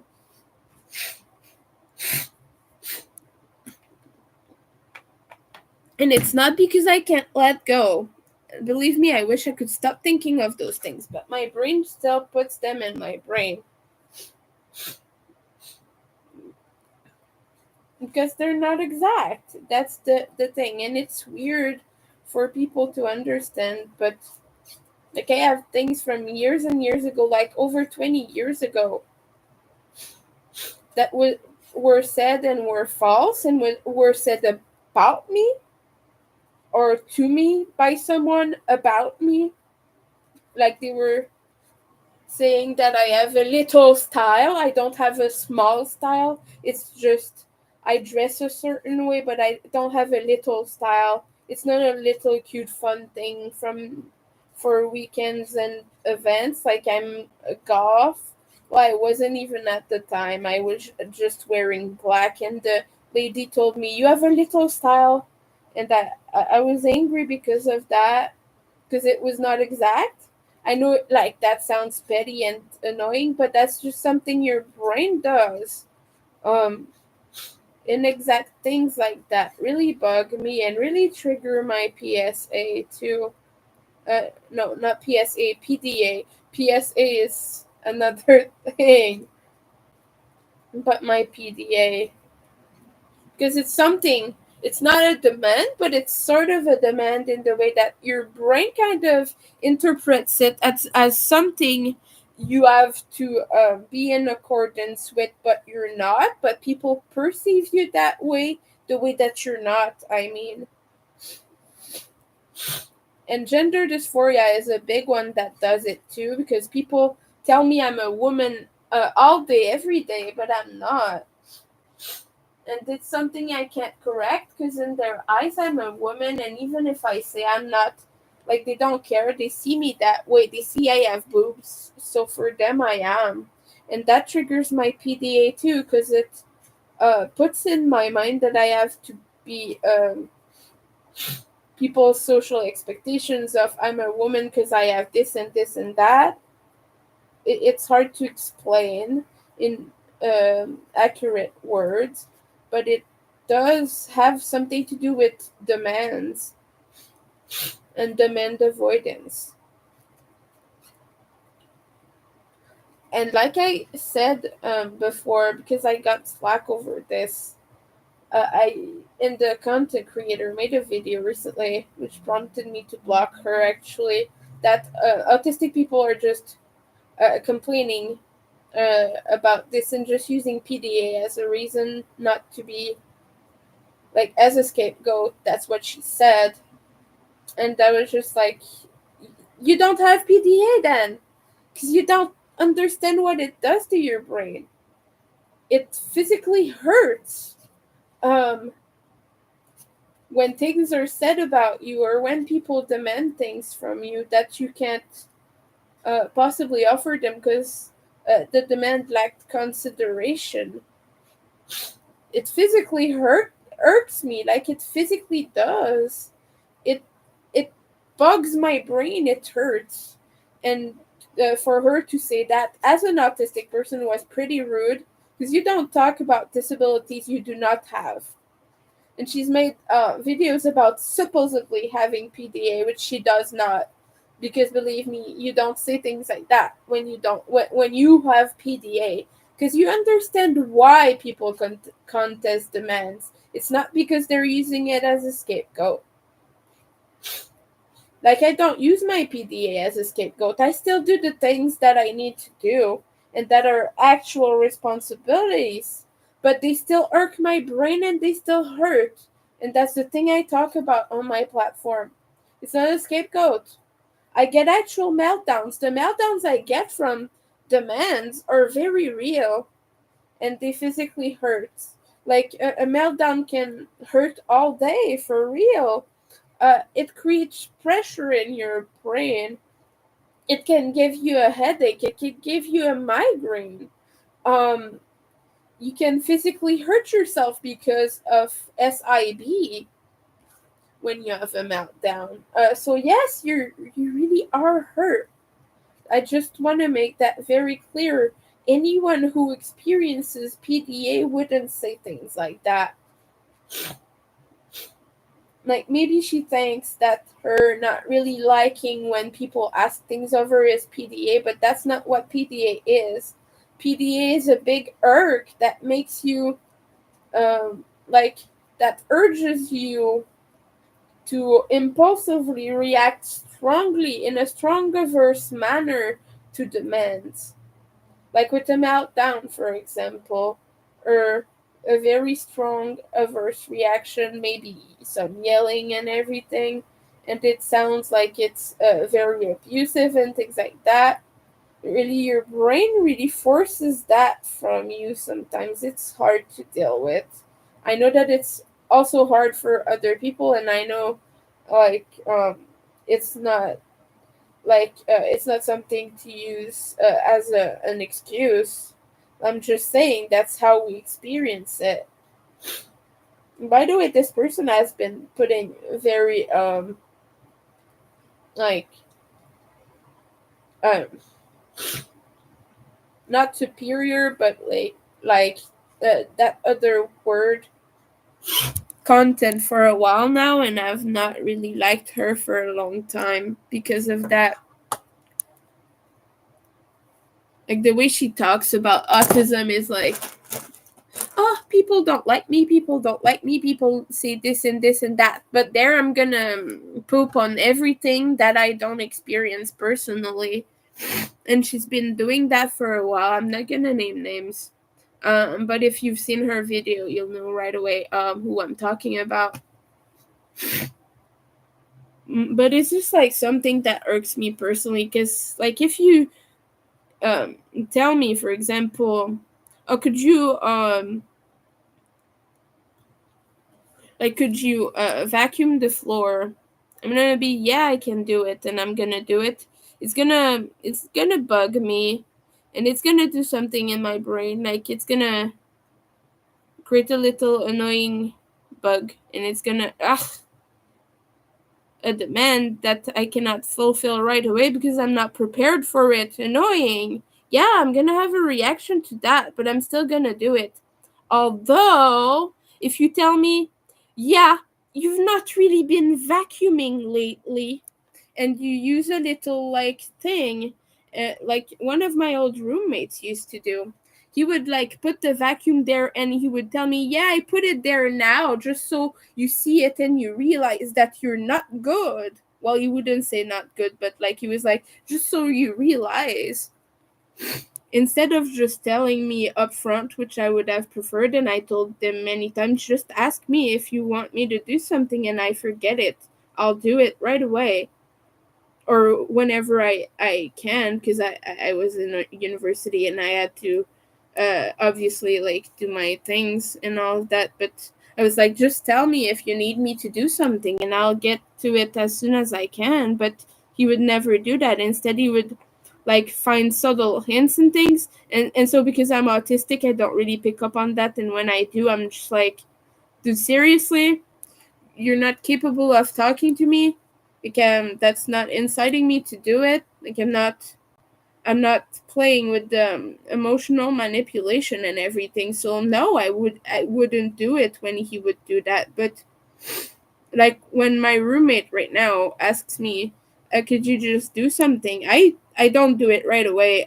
But when, for example, he's gone, I prefer cleaning when I'm alone at home. But like if he says, yeah, this needs to be done, and then he goes out or something, I have it done usually by the end of the night. So I hate that people say things like, oh, you're using it as a scapegoat. No, it really irks my brain. It really hurts. That's not gonna remove the reaction I have when it happens. Like, I just don't really like when people talk about things they have zero idea of. I sure know what PDA does, I mean. But it irks me more when people don't go directly to me when I've supposedly done something. Like, I'm the kind of PDA or who doesn't get tricked by concealed demands and planting seeds into my head because I'm too aware of emotional manipulation and I'm triggered by it because of childhood trauma. So when you don't go directly to me, instead what it does is, okay, my needs and my comfort don't matter to you as long as your thing is done, you're fine, but you don't care about how I feel. That's what it tells me.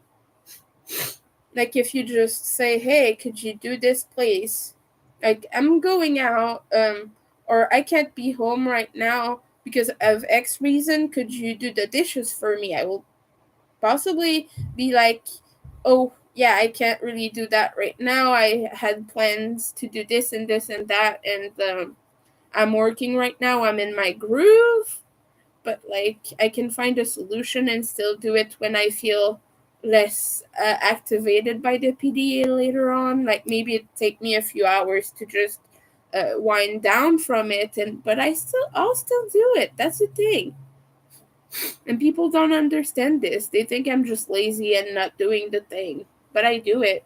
My roommate recently criticized me for not swiping in common areas, which I do almost every week when he's not home. Well, no, I've been not doing it anymore because he keeps complaining that I don't. So I decided to not do it anymore because I'm petty.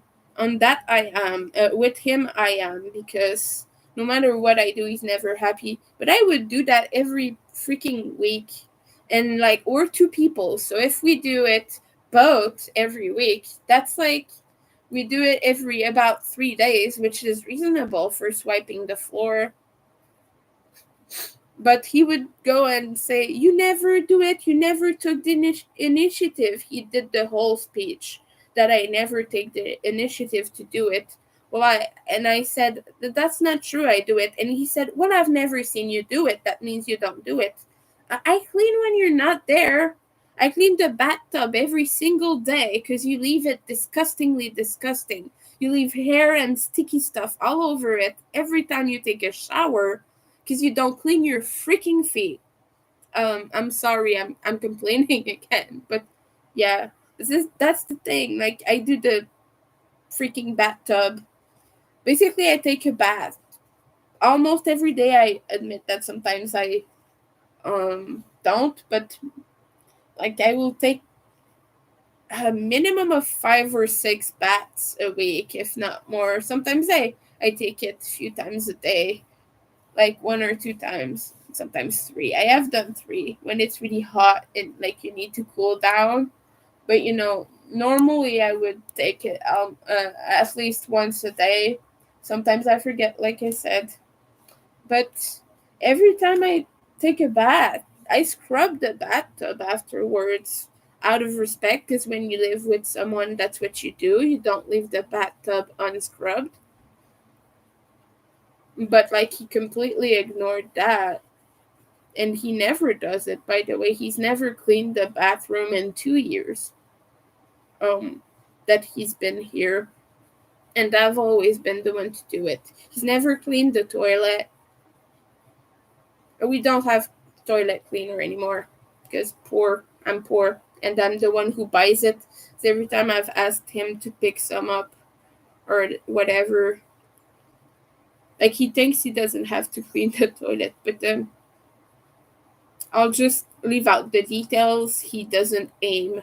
That's all I'm gonna say. I'm sorry that I'm venting again, but yeah. It's just a frustrating thing. I'm trying to explain why PDA affects me the way it does. Okay, so now I have like this much border. It's not finished yet. See, okay, I'm gonna show you where it lies when I put it over myself. Okay. Okay, so if I cover my feet and properly cover them, like I was explaining, it goes up here. It goes up here. So I still have all this. So I'm trying to get at least this so that I can at least cover a little bit of my body. Because if I do that right now, my feet are completely out. I'm like, let's give it a little light here. Like, if I'm lying down here, about, I'm close to my ankles. I'm close to my ankles. So yeah, I still need to do quite a bit of this. I want this to be cozy. It's very pretty right now, but it's not cozy yet. It needs to cover to be cozy. And I want to at least cover. It's a little bit bigger than I thought, but not quite yet, you know? Oh, the border is delightful though. I like the border.